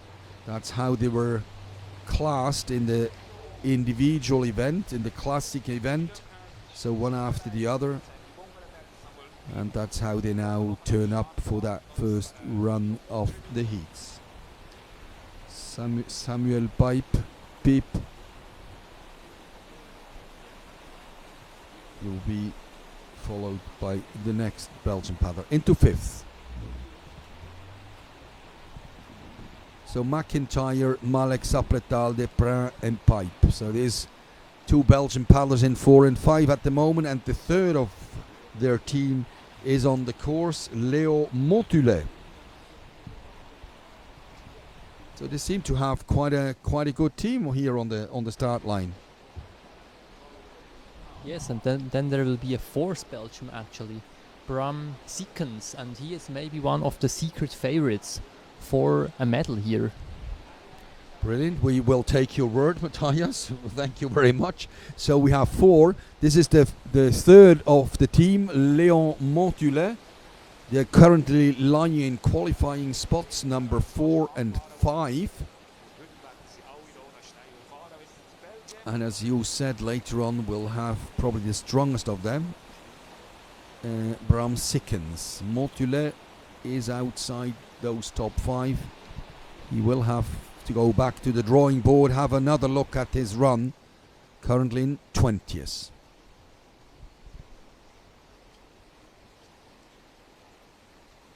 And Darko Savic, Bosnia and Herzegovina.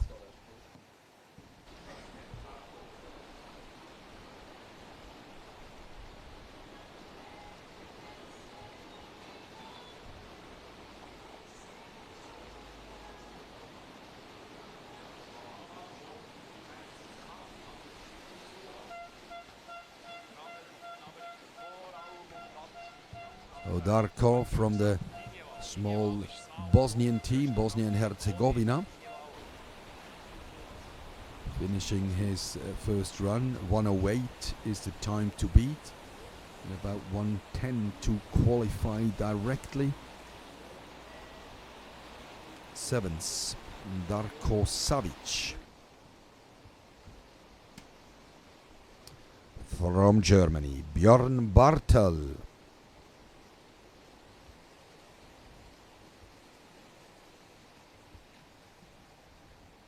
Got that line around the Muota rock very, very well. Yes, and it was a very vigorous start. It was a fast pace. It's looking good for him. We know he was a bit out of rhythm, but accelerating again. That will be a strong time. He stayed in the fast flow, avoided that last stopper. He's attacking a 1:08. That will put him into the lead of the provisional rankings. Just outside. 4th position, Björn Bartelo, 1:09.12. Videbeliak.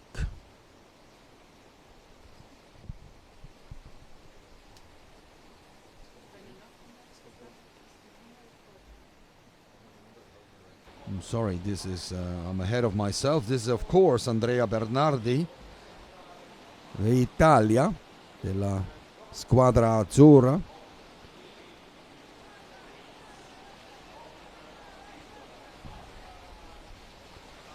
A strong team, the Italians. They're covering all the classes, the kayak classes, canoe, single and double. So they had a successful day yesterday, and we heard the national anthem once. The gold medal for the Panato sisters in the C2 women. Bernardi, 1:09 flat, 4th place provisionally.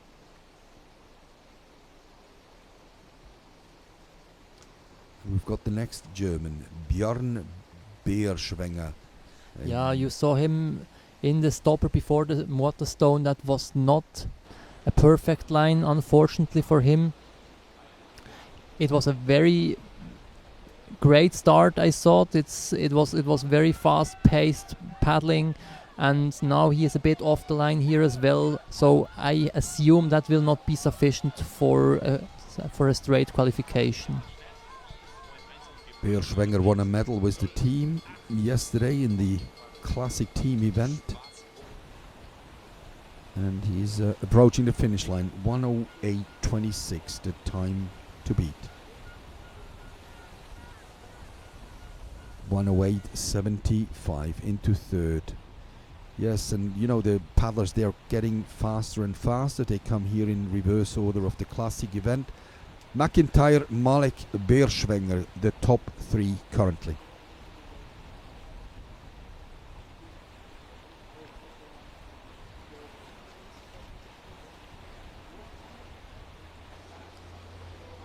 Vid Debeliak from Slovenia. And Slovenia, Matthias, that is a very, very, very strong sprint nation. Absolutely, they are strong sprinters, strong slalomers, strong sprinters. That sometimes goes well together. And later on in this class we will see the reigning world champion from Slovenia. It's not long to go. Ance Urankar, another top paddler, Nejc Nidarčić from Slovenia. So a very, very strong team. Let's see. And yes, Vid Debeliak sets a new marker, 1:06.39.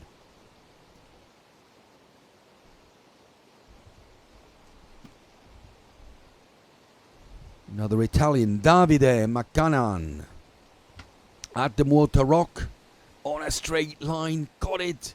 It's such a fine line, isn't it? The margins for errors are the margins are very small, and he seemed to have a perfect straight line around the Muota Rock. Yes, Davide Maccanan is also an experienced paddler of the Italian team.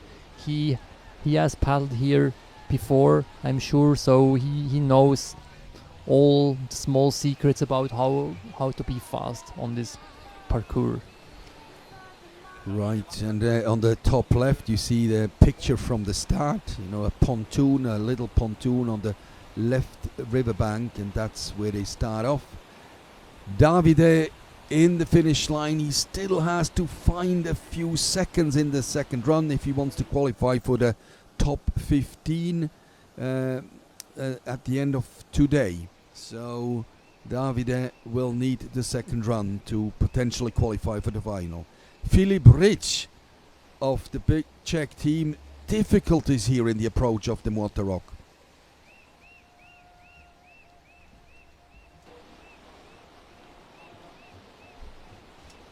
He's back in the rhythm. There was a moment of uncertainty in the approach, had to slow down quite a bit.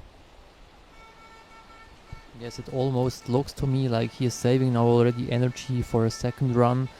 He knows that this was not a perfect run, and now he is just getting it to the end, and he will be on the screen again in the afternoon. Yes, so this is a very tactical. You probably saw that the lead into the Muota Rock wasn't great, so he is saving energy. Comes through the finish line in a time of 1:16.03, put him into 30th. Doesn't really matter at all. Absolutely not. He knows he goes into second run, and all energy into that. We have the third Swiss, Nico Meyer. Yes, great start around the Muota Rock. Nice controlled pace. Everything looks good at the moment. And a good line through those waves. Dry through that last stopper. Yes, that was good line, not a lot of water on the chest.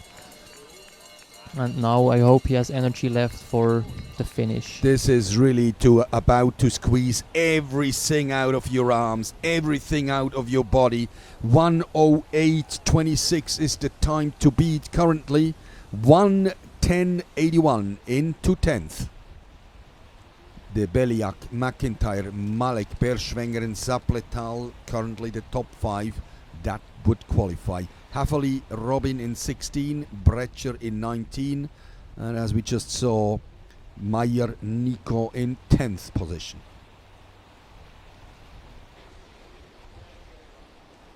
And this is the Belgian paddler you were talking about. Yes, as I was saying, I think he is kind of a secret favorite for this race. Belgian paddlers, they know how to sprint well. Maxime Richard, former triple world champion in sprint canoeing. As Bram Sikkens, he is also a paddler who is fast on the flat water, so you should keep him in mind for tomorrow, I'm sure. So we keep him on the board. 108.26 to beat, not quite there, but a very competitive time. 7th currently. And just as a reminder, at the end of the day, we will have the top 15 that qualify. Not only the top 5 from this very first run, but another 10 from later this afternoon, so we'll have 15. Ance Urankar, an interesting Slovenian. Yes, he is the reigning world champion from the World Championships in Po. I'm sure he could keep his shape and maybe he even goes straight to the final right now. Bit of a hit in that last topper. That was definitely not in the plan, but very strong, high rhythm is attacking that last bit. A bit wavy there, hit the wave, but only just hitting the 1 minute mark now. 108.26 the time to beat. And we have a new leader. 107.39 takes a second out of the field. No, sorry, second place. Sorry. Second, 1 second down. Second place for the reigning world champion. Karel Slepica from the Czech Republic.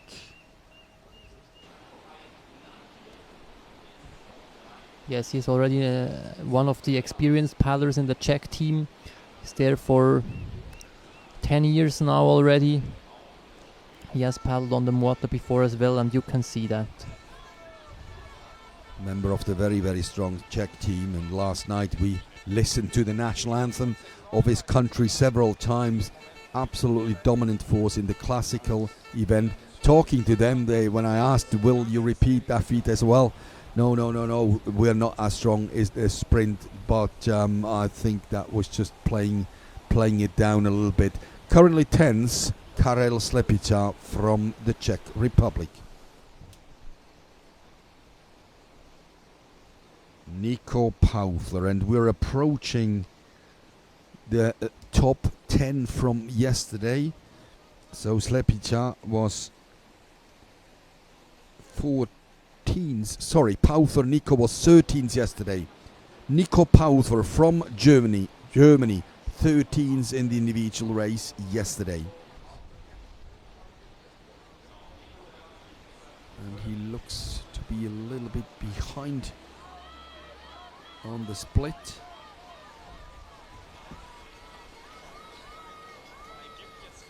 Before going into that last section, and you just saw the Swiss paddler on the top left, Linus Bolton, is now on the course. We'll follow him shortly. Nico Pauthler, yes, we saw the split a little bit down, 26. He has to focus on run number 2. And here we go, the young Swiss, 12th yesterday in the classic event. How did he go?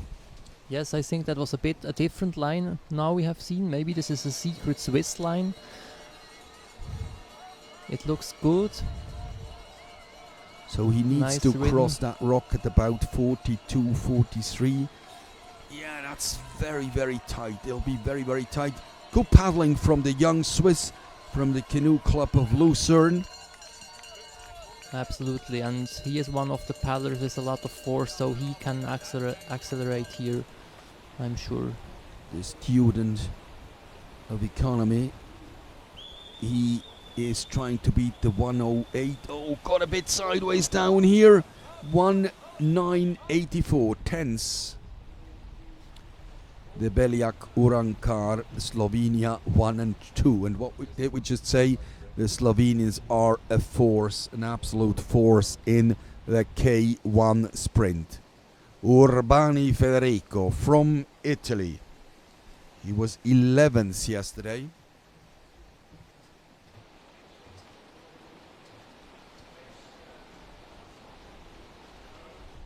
Approaching this wavy section. That rock on the left, we've got a bit of a split there at 42, but that is slightly off pace, and that will be very, very hard to catch up on the bottom, accelerating very, very fast.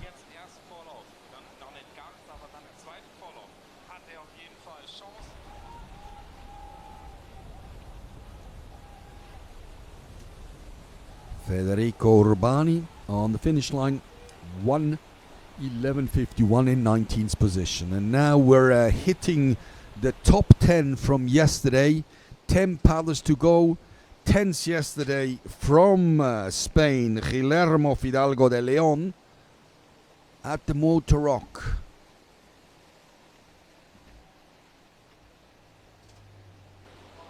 He got that pretty well.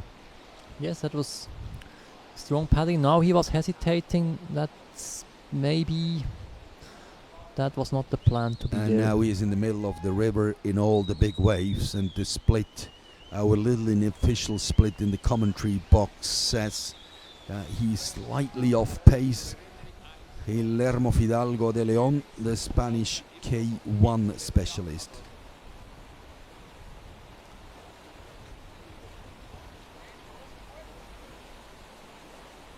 He will have to go through the second runs if he wants to qualify for the finals tomorrow. 20th currently. And an interesting paddler, 9th of the classic, and now offline, completely offline in the approach to the Muota Rock. This is Nicky Cressa from Great Britain. What happened there? Yes, he was already too far left in the right curve. He was driven away by the power of the water, and like this, the line to go to the Muota Rock was already wrong in the beginning. So it was not just the it was the entry which was already not well placed. So pushed to the outside of that right-hand bend in the approach to the Muota Rock, completely offline, and he is sort of strolling home. He knows that he made a massive error. He saves a bit of energy, as Matthias, you explained before. Once you know you won't make it, you just slow it down to save vital energy for the second run. Next one off from Austria, Gerhard Schmid. He paddled the course twice in the individual. In the individual class of the elite, came in 8th, and then raced it again in the master class in the group of the 40s, 40 age group, and won it. And the time that day was in a few hours on the very same day, and came within 2 seconds of the performance in the morning. So a very strong athlete from Austria, Gerhard Schmid. Yes, a very experienced paddler, as you were mentioning. He has won a silver medal 10 years ago in the classic race in the World Championships. But today it's maybe hard for him to make it to the final. We have another 7 boats to go. Maxence Barrault, gold in the team yesterday, 7th in the individual the day before. He is the first one that is attacking the dominance of the Slovenian team. We have Slovenia in first and second. How is he looking? It was looking good in the beginning. Now he got stopped a bit. Maybe this was not an optimal line, but he is fighting. He wants to go straight to the final. You can see that. And that means he wants to be top 5 at least, because after him there's still 5 boats to go. Maxence Barrault, the team gold medalist, crossing the finish line in a time of 1:08.92, 6th position. And as you said, yeah, it started well and then fell apart a little bit. He needs to go through the second run to see the final tomorrow. Finn Hartstein from Germany. He took away a bronze medal in the team. He must be full of confidence. Yes, and he took a great start. Everything is in the right position.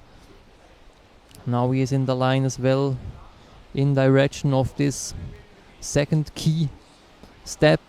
And he crosses that split at about 41 seconds, so that looks competitive. But there's still some tricky water to conquer. He Yes, goes very on the right. Exactly, that's what I was noticing as well. He goes more right than most of the paddlers, and like this he's circumventing the big washes. So he avoids the big waves, going very right. Third place, 1:08.12. And still in the lead, Ance Urankar from Slovenia. And now, a big name of sprint downriver paddling, Nate Snidarcic from Slovenia. He is attacking the 1-2 from his Slovenian teammates. Yes, he was a bit hesitating in the stopper before the Muota stone. That was not his plan, I'm sure, but Nate is a paddler always with an extremely high stroke rate. He is always fighting a lot and keeping his stroke rate up, and now he is even putting it on a higher level.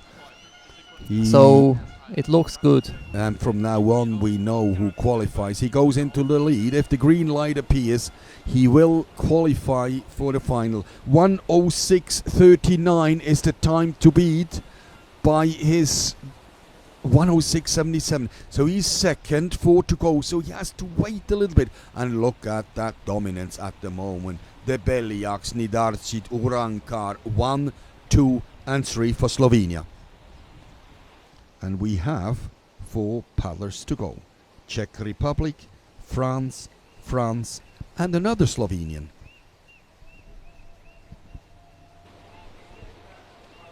And the next who tries to get into that top 5 is Adam Satke from the very strong Czech team, 4th in the individual and silver in the team.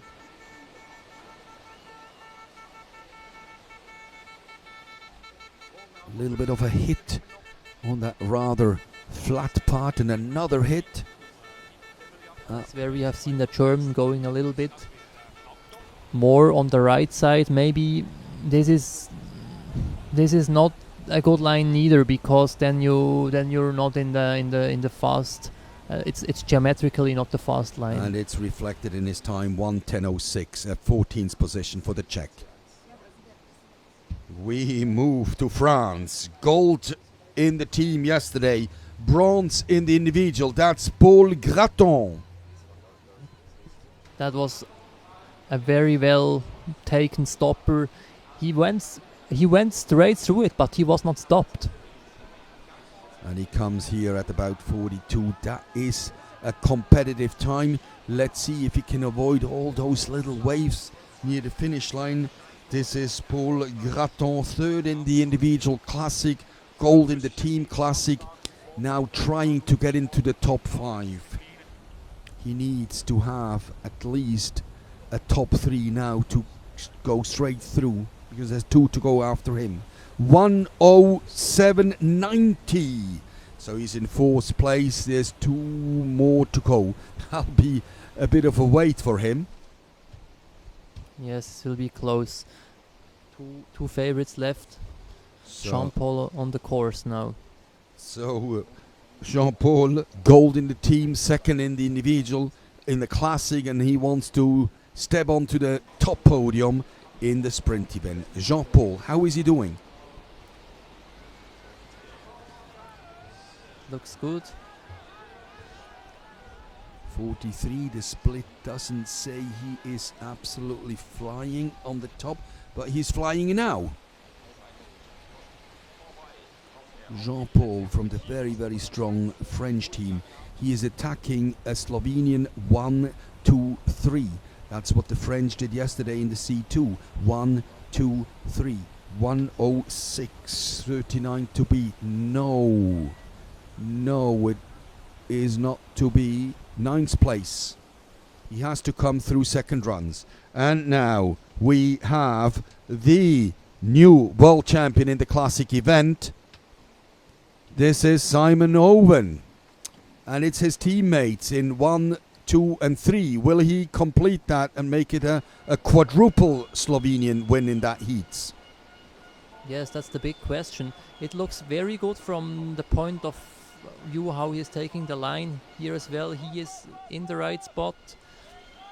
You can see, compared to paddlers like Nate Snidarcic, his stroke rate is lower, but sometimes this is misleading, because classic paddlers, they tend to be lower in the stroke rate, and they can still keep the boat running. 1:06:39 is the time to beat to lead that Slovenian pack. It is not to be, but he just completes the quadruple for Slovenia.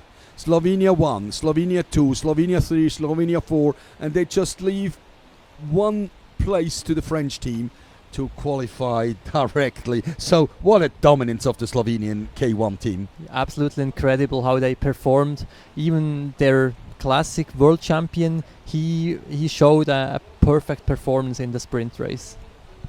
Very, very good. So you see, you are the Olympic champion in the classic distance, and in the heats of the first run, you're only the fourth in your team. So what a strength and what a depth the Slovenian team has in the men K1 sprint. Absolutely, they start to paddle on sprint courses when they are young. They have a lot of paddlers who are doing slalom competitions, and they know how to do this. Just for the host country, let's have a little look at the Swiss. We've got Linus Bolzen in 16, so qualifying for the final tomorrow is a realistic thing. So fingers crossed. Nico Meyer 21st, Haveli Robin in 29th. So just for to confirm, every paddler of this class except the top 5 will see them again in the second run from 3 o'clock, and the top 10 will qualify for tomorrow's final. We have a short little break before we go into the next class, C1 Women.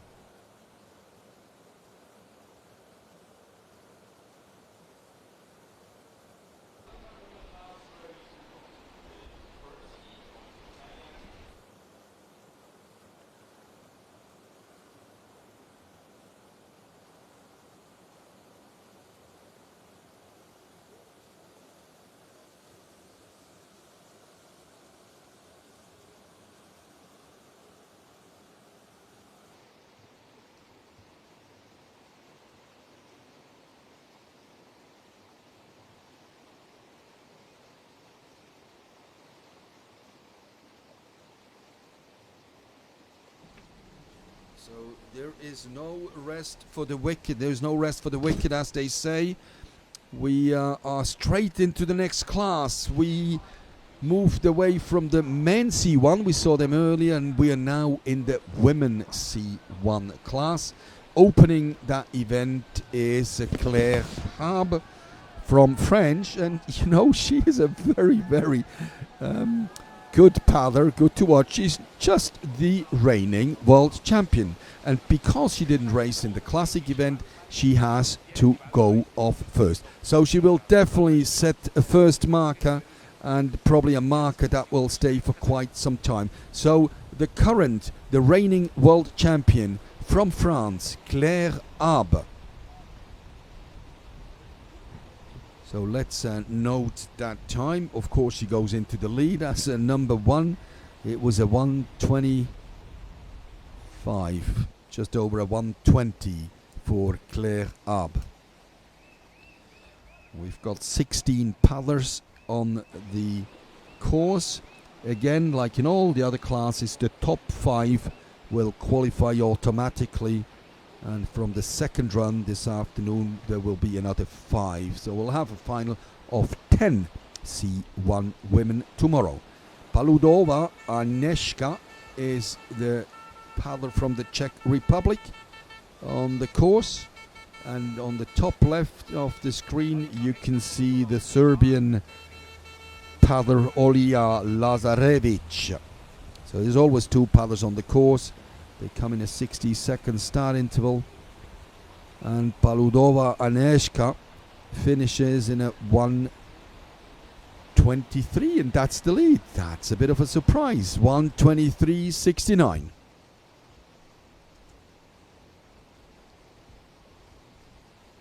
So Claire Habe, the reigning world champion, her time has already been beaten.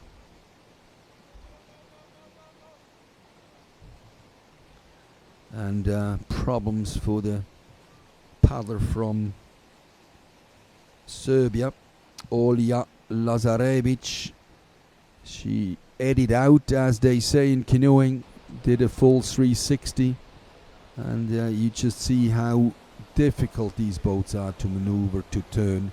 Takes a lot of time, but she's safe, she's upright.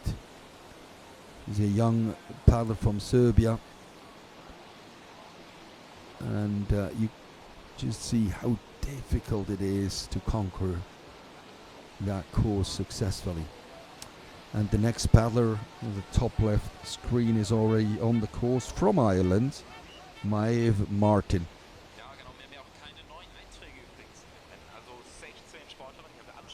So Olja Lazarevic will have to focus on the second run. Like all the other classes, those who don't qualify directly, they all go into a second heat. It's like in Formula 1, you can qualify straight away, or you have to go through qualifying 2 or 3 to qualify. So third place for the Serbian paddler, and this is now Maeve Martin. And you see she's a righty, switches to the left, and we will see that quite a bit now throughout the whole class, switching from left to right, whatever the situation requires, whatever side they're more comfortable with. And we have a paddler capsizing. That's Rachel Houston, and she has to leave the boat. This is the first paddler that we see this morning, unfortunately swept onto the Muota rock. Very powerful, and you see the safety kayakers are with her already. 154 into third place for the paddler from Ireland. You see the safety paddler is with her, the boat is with her, and we will see now the rescue team in operation. That was Rachel Houston. She will be disqualified for that run, or will be classified as a did not finish DNF, but she will have another go this afternoon. She will recover. It is cold in the Muota River, it's about 7 degrees, but they have all the right protection, and you see she's in safe hands, safety kayaks and safety swimmer. So thanks very much to the team of Reini Riedener and his river rescue specialists, helping all those athletes that are in difficulty. Not in difficulty at the moment, Marlene Ricciardi. What a good line down here around those last waves and that big stopper. Ricciardi Marlene, one of the Italian trio, the sister Panato, sisters Cecilia and Alice Panato, they'll come later. So Marlene trying to get one of those places in the top 5. Third, currently in third, Marlene Ricciardi.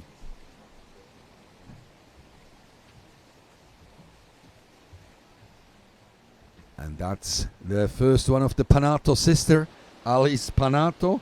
They came second in the Team C1, and they're actually world champion in the C2. So she already has a gold and silver in the bag, and she is hungry for a little bit more. Alice Panato from Italy, and just caught that stopper and capsized, couldn't roll back up. She's got the boat. The swimmers are there. Look at that. Well spotted, and she is on the riverbank, all rescued. Thanks very much, rescue team. Brilliant job. Congratulations. Katarina Kopunova from the Slovak Republic is the next paddler. Just around the Muota rock. On the left, switches to the right, so she doesn't have to do unnecessary steering strokes.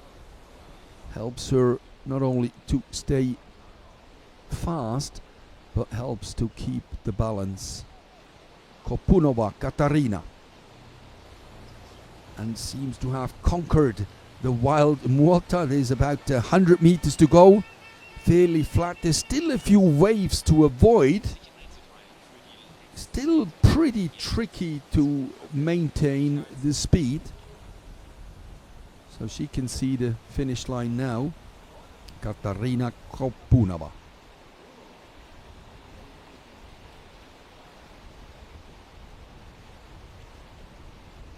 .125 into second place. So we have Paludova, Kopunova, Haab, Ricciardi and Martin Neve, the top 5 at the moment. And we have 8 more athletes to come. The first of them, Margot Bezia. She won a bronze medal yesterday with her teammates in the C1.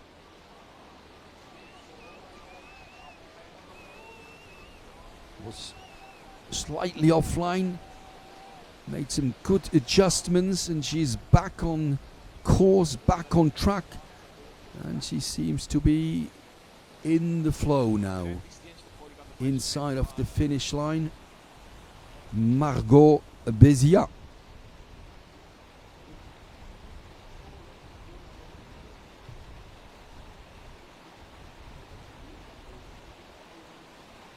Got to the finish with a solid run.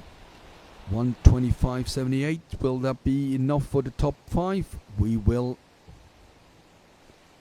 see pretty soon. We have 7 boats to go, so it's about 8 minutes wait, and we will have the top 5 that will automatically qualify for the final tomorrow. Zoe Grzina Alba from Croatia. Approaching the final stopper, wants to avoid it, and she does. Really, really good passage on the right at that stopper, and far away from the slack water, slow water of the eddy. On a good run, the young girl from the Croatian Federation.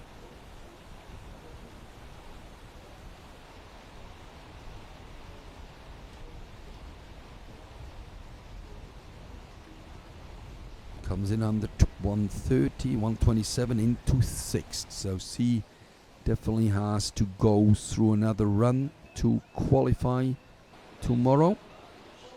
Nemchova Maria Nemchova. She did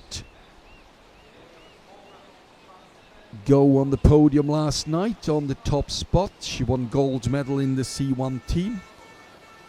And she wants more. After a 6th place in the individual classic event, she wants more today. Very powerful young paddler from the Czech Republic, switching to the right and talking Czech Republic. In Prague today, they race for the crowns, the European crowns in the slalom, the Olympic discipline slalom. So she wants to show that she could actually get a crown here in the downriver event, and she gets into 1st place. Marina Nemchova, 123.51, new leader. And the home nation is on its feet. The spectators came here, turned out in style, in numbers, and they're now supporting the legend of Swiss canoeing, Sabine Eichenberger, in her last World Championships of her long successful career. The Olympic silver medalist of 1996, multiple world champion, multiple European champion in the kayak class, and she is here on the C1, the single blade, and the time to beat is 1:23. Ladies and gentlemen, the 5th of yesterday's classic event. She's attacking the 1:23. Currently, she's just outside 4th position, 1:25.41.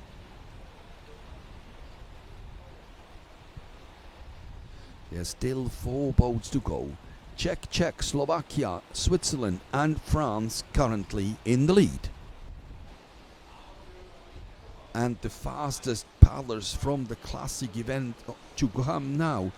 fourth in that event, Hélène Ragen from France. And she came second in the team. She came second in the C1 and she came fourth in the individual. So she wants to go back onto the podium. And top left on the picture, the next paddler on the course, Maren Lutz. 1:23 is the current lead. Hélène Ragen closing in on that time. A little bit sideways, loses a little bit of time at the end. Third place and 3 to go. She has a bit to wait to confirm her place in the final tomorrow. Maren Lutz, Germany. Third in the Classic C1 event, so she already got a medal this week in the endurance event, the Classic as they call it, and she wants more. Good line here, very fast, avoids the stopper, avoids the water on the chest, that slows her down. 1:23, still the time to go into the lead and do the job to qualify straight away. So she gets the green light, and considering the fact there are only 2 boats to go, she will know she'll be in the final. So she needs the green light now. Doesn't quite get it. She's in third. That's good enough. She's third. 2 boats to go. So the German Maren Lutz officially made it straight into the final. Cecilia Panato, the world champion in the C2 class. And a silver in the team, and in the individual she already has 3 medals and she wants more today and tomorrow. Obviously no medals today. Today it's just qualifications, but she wants more. Already has 3. Cecilia Panato from Italy. Again, 1:23, she will be straight in.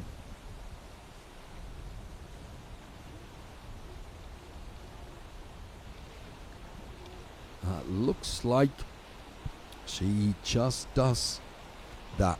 We have a new leader, Cecilia Panato, 1:21.85 into the lead, and that means, because we only have 1 boat to go, she is in the final.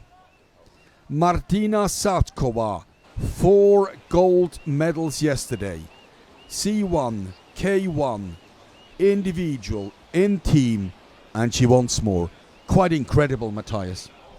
Absolutely. How many runs she's pulling down here in such a short stretch of time.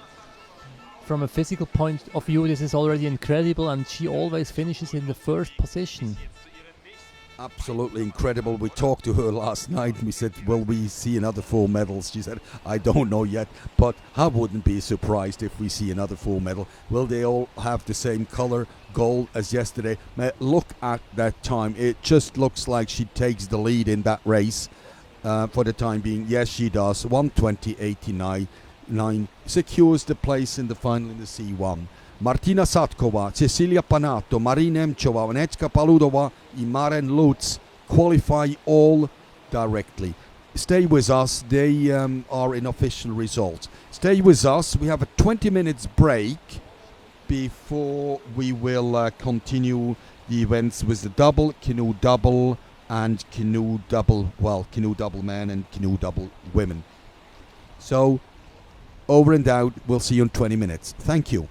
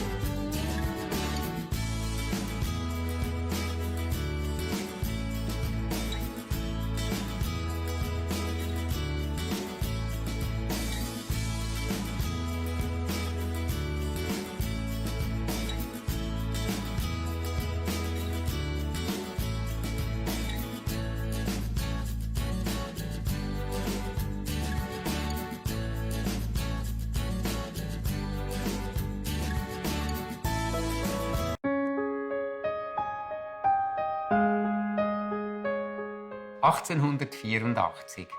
Karl Elsener eröffnet mit der Unterstützung seiner Mutter Victoria eine Messerschmiedewerkstatt in Ibach, Schweiz. Um die Schweizer Armee mit dem Soldatenmesser zu beliefern, gründet Karl den Verband Schweizer Messerschmiedemeister. Dieses Messer war etwas groß und schwer, deshalb entwickelte der Firmengründer ein kleineres, leichteres und eleganteres Messer mit zusätzlichen Funktionen. Er nannte dieses neue Modell Schweizer Offiziers- und Sportmesser. Der Rest ist Geschichte. Seit der Gründung des Unternehmens durch meinen Urgroßvater hat sich Victorinox stark weiterentwickelt. Mit der Zeit und im Zuge der technischen Entwicklung haben wir das Schweizer Messer laufend verbessert. Die Leidenschaft für Qualität, Funktionalität, Innovation und Design vereint unsere Mitarbeitenden jeden Tag. All unsere Produkte sind inspiriert von denselben Werten und der Einzigartigkeit des kleinen roten Messers.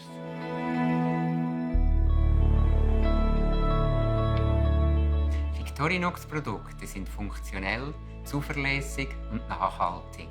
Sie sind eine Kombination aus Tradition und Moderne und ein treuer Begleiter für die täglichen Abenteuer unserer Kunden.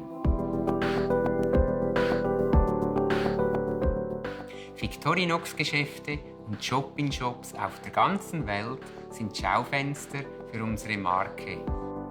Sie integrieren die breite Produktepalette auf eine authentische und glaubwürdige Art.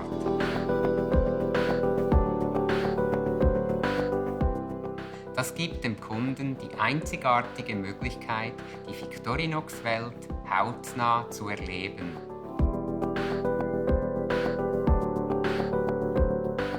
Für die warme Atmosphäre mit einem industriellen Touch verwenden wir echte, natürliche Materialien wie Stahl und Eiche.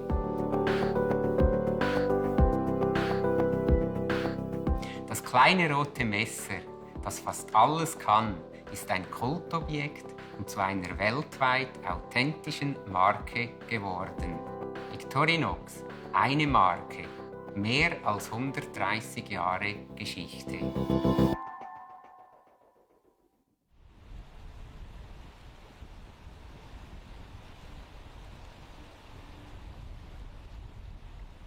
Welcome back to sunny Muotathal, day 3 of the World Championships in canoeing downriver, organized by the International Canoe Federation together with the host, the Swiss Canoe Federation, Canoe Swiss. We have day 3, completed the classic race last night. Had all the medal ceremonies, so the endurance event is done. We're at the sprint and we've seen the first 4 classes in the sprint event, the short 400 meter race around the Muota Rock, and we just wanted to give you a little bit of perspective of the paddler, how he sees it, and we'll show you that before we go into the last 2 classes. And Matthias, my commentary colleague here, he will run you through. We're at the start. Matthias, over to you. Okay, so you see the ponton at the start. Just afterwards you cross the start line. Right here, time is started. You go under the bridge, keep it a little bit on the left, and now you have to drive over to the right side without hitting too many of the waves. And shortly you will see the Muotastein in front of you. You can see it now appearing. Right in the middle of the course, yes. You will go through that stopper now, just besides this stone, and now you should be a little bit more on the left as he is That's actually. the Muota Rock, yes, just really precise line. There's a leading in rock on the left, and then in the middle the Muota Rock.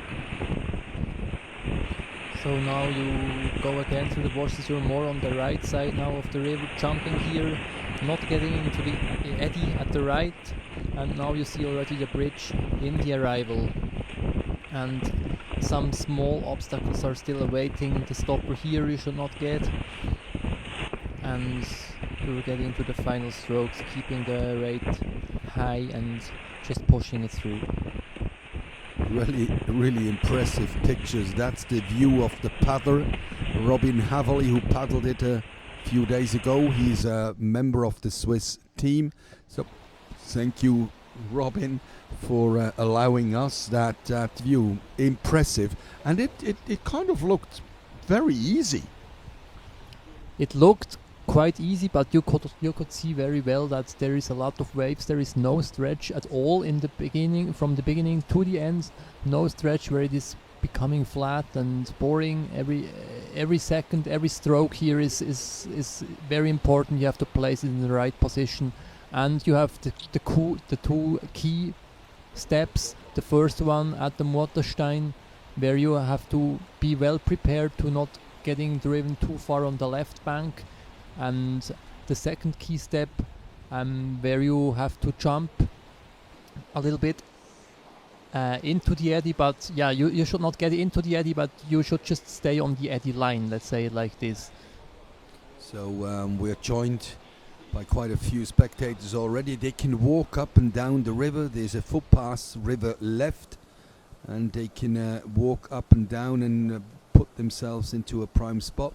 So all the spectators are on the river left, as well as the start pontoon, as you can see in the picture on the right, obviously. But river left means as we look downstream. So we've got two more classes of the heats this early afternoon. We've got the canoe double men, and we've got the canoe double women. So what can we look forward to then this afternoon, Matthias, in this last two categories of the heats?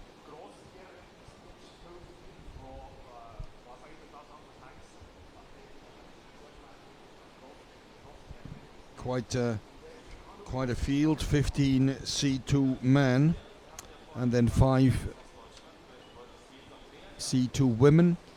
The score on the doors in terms of qualifying system: top five boats qualify directly from the heat 1 into the final, and another 5 boats then in the second run. The same applies to the women's C2. The fact is there are not that many on the start line, so in the women's C2 they basically qualify all straight into the final tomorrow. But quite a hotly contested race we expect in the men's C2. 15 boats and only 5 will qualify directly into the final. So where are the strongest boats coming from, Matthias? Yeah, it's obvious from the entry list. We have 3 French boats at the very end: Stéphane Santamaria and Quentin Dazur. They are the reigning world champions from the World Championships in Pau. We have another French boat who has experience in winning medals, Tony Debré and Louis Lapointe. They are the silver medalists from the World Championships in Pau. So definitely the French athletes will be the favorites for this race. And again, as we have seen, the Czech team, they are very successful at the moment in this World Championships in the Muotathal, and they will for sure also talk about medals tomorrow. So, and if we just look on the start list right to the end, we have France, and they completed a clean sweep yesterday in the classic event: gold, silver and bronze to the French, and position 4 and 5 for the Czech Republic. So this is really all about, can any other country other than Czech Republic or France get into that top 5 and qualify directly for the final tomorrow? It would be surprising to me if that would be possible. Maybe the Germans, we should keep them in mind. I was saying they are always strong canoers as well. The Germans, they have just 1 boat actually, and they might be dangerous for the Czech and the French. So they could be a candidate. I would just add the Italian Quintarelli dell'Agostini. And I put my money a little bit on the Polish boat because, yes, they were only 10th in the classic event, and I just lean out of the window a bit, and they're good slalom paddlers, so they're used to sprint distances, and so I would say I would definitely keep an eye on the Polish. Yes, we have seen many slalom paddlers before who are maybe not that known in the downriver scene, and then they just appear and they can definitely compete with those guys. So from a physical point of view, that's their distance actually. And I would also say the mindset in slalom is very similar to the sprint. So you have to bring it to the point in a very short time. Yes, very, very powerful speed sport, speed endurance, and then this sprinting downriver is really suited to the physical demands as they are requested in slalom. So yeah, that's why I stay, and thank you very much for kind of confirming and sort of agreeing that it's probably pretty good to lean out of the window a little bit. Let's see the Polish boat, maybe the Spanish. So there are quite a few nations that could break into those top 5 that at the moment are just occupied by France and Czech Republic. Yes, you are saying it. So the Polish, they should maybe really go straight to it. I agree with you. I don't want to bet with you about that. Well, we don't put the mortgage on it, of course not, but let's have a little bit of fun in the commentary box and let's see. But whatever happens, top 5 will qualify directly into the final. All the other boats will go into the second run, and from that second run, we will have another 5 boats qualifying directly into the final of the top 10 tomorrow, Sunday. And we're just about ready to go. First boat, Czech Republic, Antonín Haleš, Martin Novak. They are now under starters' orders. Once they are released from the pontoon is about 10 meters, and they will cross the beam, the electronic timing beam. So they're released right now, and they just cross that line just afterwards. So nice pictures off the start, very high rhythm, the double canoe, single blades, the back right, front left, both kneeling in the boat, and into that first right bend, approaching the Muota rock. Yeah, we see now the C2s, they have one advantage actually. So the boat is a little bit more packed with volume, and sometimes you can go over the washes and the waves a little bit easier, and you're not stopped that much as the canoe, as the kayaks especially. They cut through the waves easier, lots more volume in the front, and they cut through it like a hot knife through butter, actually. And so this is Antonín Haleš and Martin Novak. Just about 1 minute now. We've seen lots of sub 1:10 time. The women class this morning was about 1:13. C2 is very comparable, and this very first boat just gets a 1:13.06, and they set a very early mark. 1:13.06, Haleš Novak.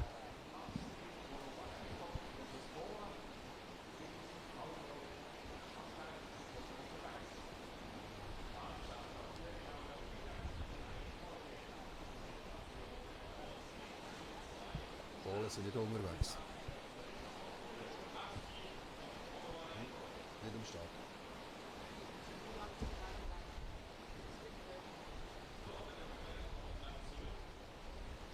So we're waiting for the next boat in this class. All supervised very carefully by the rescue team. And we have the next boat. De España. Canollado Ramos and Freire Manuel. He came 14s, 13s in the individual classic event in the endurance event on the course, observed by all the rescue personnel, but no need to support and help from the outside. Really good lines around the Muota rock for the Spanish duo.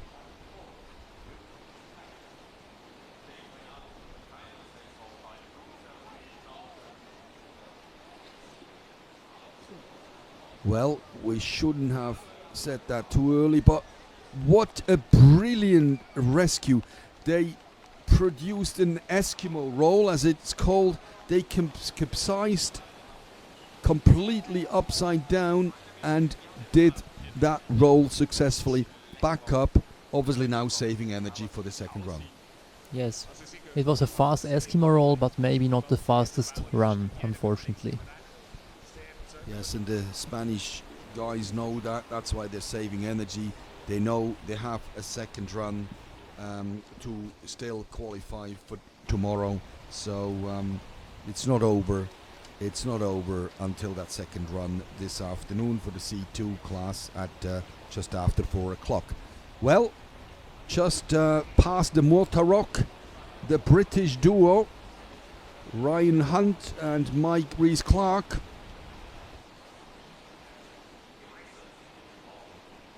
Was the Union Jack on their kayak, the Union Jack on their blades, paddle blades, and there's even another one on the back of their boat.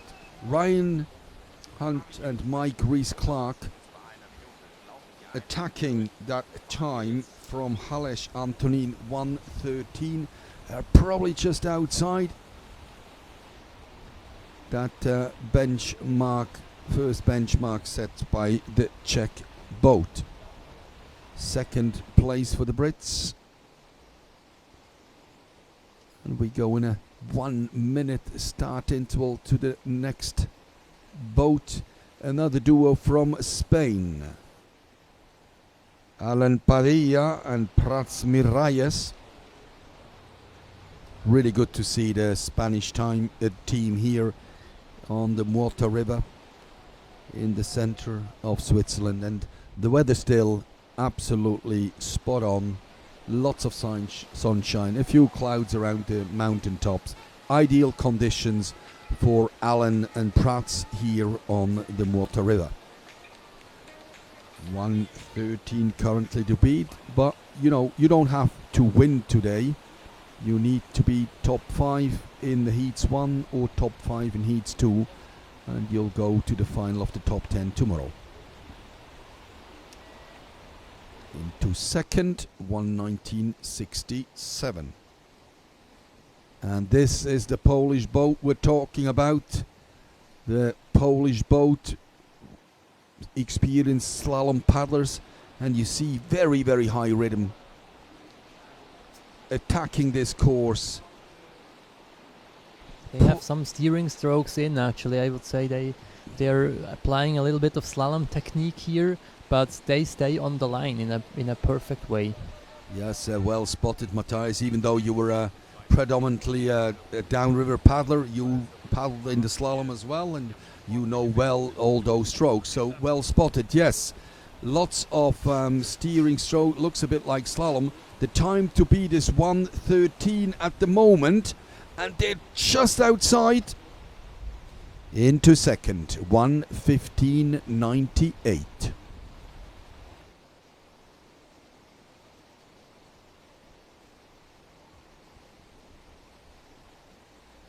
Will the Austrians be able to move into that Czech and French dominance in this category C2? Peter Draxel, Manuel Filzwieser approaching this final tricky passage around that stopper. They hit it a bit, and even though it's a big volume boat, they were stopped and slowed down. Pretty sure they won't be happy with that passage down there. They'll have to go back to the video, study that. But the time, even though they hit that stopper, looks very competitive. 1:14:48. Currently in second. 1.42 down. The Italians, 8th yesterday, and they got a bronze medal in the C2 team event, so they already have a medal in their bag. And we're only halfway through the event this week at the ICF Canoeing World Championships. Mattia Quintarelli de Lagostini, his partner. And again, like the boat before, hit that stopper. 1:13 to beat. Yes, that was not a perfect line in the second key step there, and they must accelerate now again to be in the first 5 for this run. Yes, top 5 it is for the moment. Will it be top 5 at the end? So the Czech, Austria, Italy, Poland, Spain, the top 5. Definitely Germany, Great Britain and the second Spanish boat need to go into the second heat. But now another team from the dominant Czech Republic. Filip Jelinek and Václav Hristek. How did they do? They did good, I would say. They were not stopped by the wave, and the unofficial intermediate looks also good to me. So will it be a Czech 1 and 2? We definitely wouldn't be too surprised in the commentary box. We're looking at a 1:13 to take the lead. It's a bit misleading. You think they're very close to the finish line, but there's still a bit to go. Yes, second place. Czech 1, Czech 2. And we have the Germans trying to hit that Czech French domination. So Ole Schwarz, Janos Sulzer in the approach to that last tricky bit. Lots of waves, and this stopper to avoid here worked pretty well. The stopper was good, but just before the stopper there was a small hesitation from the front man. But time-wise it looks good as well. I guess they will be in the first 5 at the moment. Very good. And we said we were asking ourselves, will we have one team from another country than Czech or France that could make the top 5? Into second place. And we still have 5 to go. So there's a wait for the 2 Germans to see if they can make it straight into that final. Marek Riegel, Petr Vesely around the Muota rock. No problem at all for those Czech paddlers. They already have a medal in the bag. Second in the team event yesterday. And they definitely want to make sure they get a Czech team on the podium, because there was no space for Czech in the individual event. It was a clean sweep for France. So Marek Riegel, Petr Vesely making their first step, and that means you have to get through qualification. The medals are only awarded tomorrow. 1:13 the time to beat. That is looking very promising. And we have a new lead. Czech Republic second, and Germany in third. Czech 4, Austria 5, and we have 4 boats to go. 1 from Czech right now and 3 from France. Suchanek Daniel, Ondrej Rolenč, the backman, the world champion in the C1 class yesterday, and the world champion he wants to be in the C2 class sprint event. Ondrej Rolenč, and in the back on the right, and Suchanek Daniel, the front left man. How did they do? That was a smooth, very smooth run so far. And they switched the paddle. Did you see that? Switching. It was so fast I even couldn't see it. They switched the paddle. Amazing. It would be good to see a slow-mo of that. Second place. Czech first, Czech second. Rolling. And that means they definitely go into the final. There's 3 boats to go. And this is the 3 French that dominated the individual classic event, the endurance event yesterday. They came just first, second and third. This is the bronze medalist from yesterday. And they won gold in the team event, of course. So this is Luca Pazza and Aslan Gourriot approaching the finish line already. So it's the Czech dominating the top of the podium at the moment in that heat's run.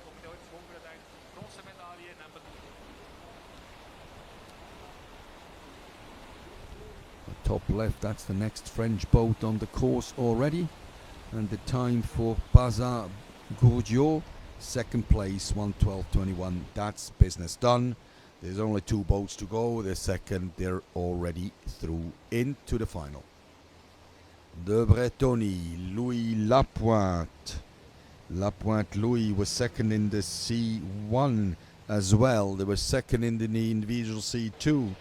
And they had 2 medals in the team event. So they already have 4 medals. Louis Lapointe already has 4 medals on his around his neck. Well done. How were they doing, Matthias? I would you watch say them carefully. yes, I was watching this very carefully, and I think this is a new best time. It was a perfect run. All right, we'll take your word. Will that be a new fastest time? It wouldn't be too much of a surprise. The French dominance is absolutely impressive. Well spotted, very well spotted. 1:04 seconds up, new first place. Tony Debray, Louis Lapointe. 1 boat to go in this category.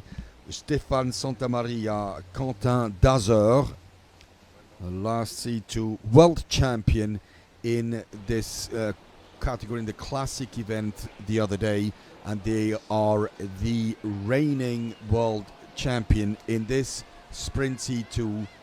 They defend their title, the title that they won last year in France. Yes, it was a great run again from the last French boat. Now maybe they were hitting a little bit this wave down here, but it was a very smooth run, and maybe it's not sufficient for the best time, but they will qualify. And qualify they do, and they actually qualify in first place. So France, Czech Republic, France, Czech. Again, just a confirmation from yesterday. No space for another country to go directly into the final. However, we have to say there is another chance. All the boats come again in the second run. All the boats except the top 5. So there is a chance to qualify and to improve when it goes into the final tomorrow. So that brings us to the end of Heat 1. We hope you enjoyed the action from the Muota River in Muotathal. Well, sorry, I'm getting ahead of myself again. That's probably sort of my stomach. I said, well, maybe a bit of food. Well, no, of course we wait. We have 5 more boats and another attractive class in the C2 women. So we change nothing other than the gender. Same boat, double canoe, and this is Rachel Houston and Louise Revel. And this is actually, Matthias, that's Rachel Houston, who just capsized in her C1. Rachel in the back of the boat, she capsized, and she is back straight at the start and is in the C2. How difficult will that be? That depends a lot about the athlete. Actually, some athletes they get away with such things very easily, and it's maybe the best thing, let's say remediation for them to just go back to the start and paddle down. And that's what Rachel Houston does. The young woman on the back, both from Scotland representing Great Britain. She capsized. She was rescued in no time. She was on the riverbank, all safe, and she went back straight to the start. And with Louise Revel, they are on the course, opening the C2 event. This is getting the line now into that Muota rock. Eddied out, almost slowed down, and they need to do a full 360. Very hard to maneuver these boats. Yes, they are 5 meters long, and if you have to get down here at the around the Muota stone, you maybe should have some flexibility almost in the boat. Otherwise, this is so difficult to just pull it in just from a geometric point of view. Yes, they're very, very long and hard to turn. But they did that successfully. Well done, Rachel Houston, and well done. We take our hats off your attitude and your gutsiness to come back straight after a swim in the C1. Capsized, the disappointment there. But that's actually the best, just to come and do it again, because she will be able to come back in the C1 again and qualify through the second run. Yes, absolutely. So we will see her again in the afternoon in the C1. So they complete the course. The women's C2, Rachel Houston, Louise Revel from Great Britain in a time of 1:47.07.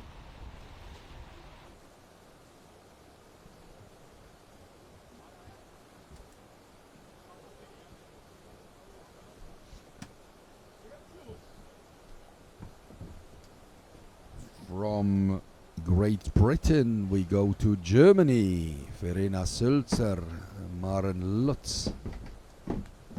Looks like the woman in the front is looking forward to that. A little smile there. Final little chit chat talking about the lines. Lines that are very, very, very challenging to get them right.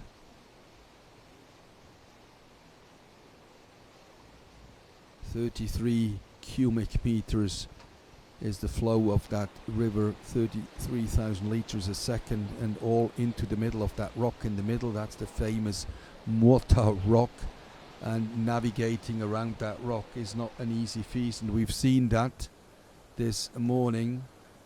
It caught out quite a few of those paddlers. And on the course, the German duo. The German duo with Sülzer and Lutz.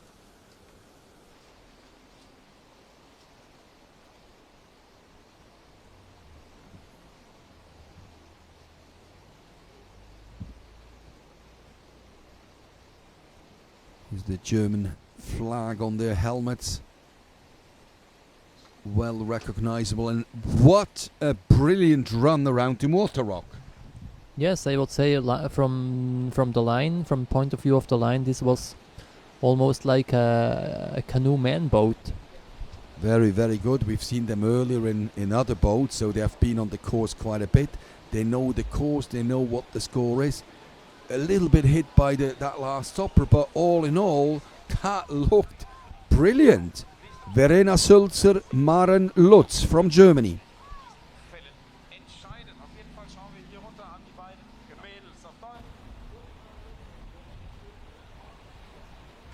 And that will be the new leader, undoubtedly, the German duo in that women class will go into the lead. 1:22.29. That was a really good time.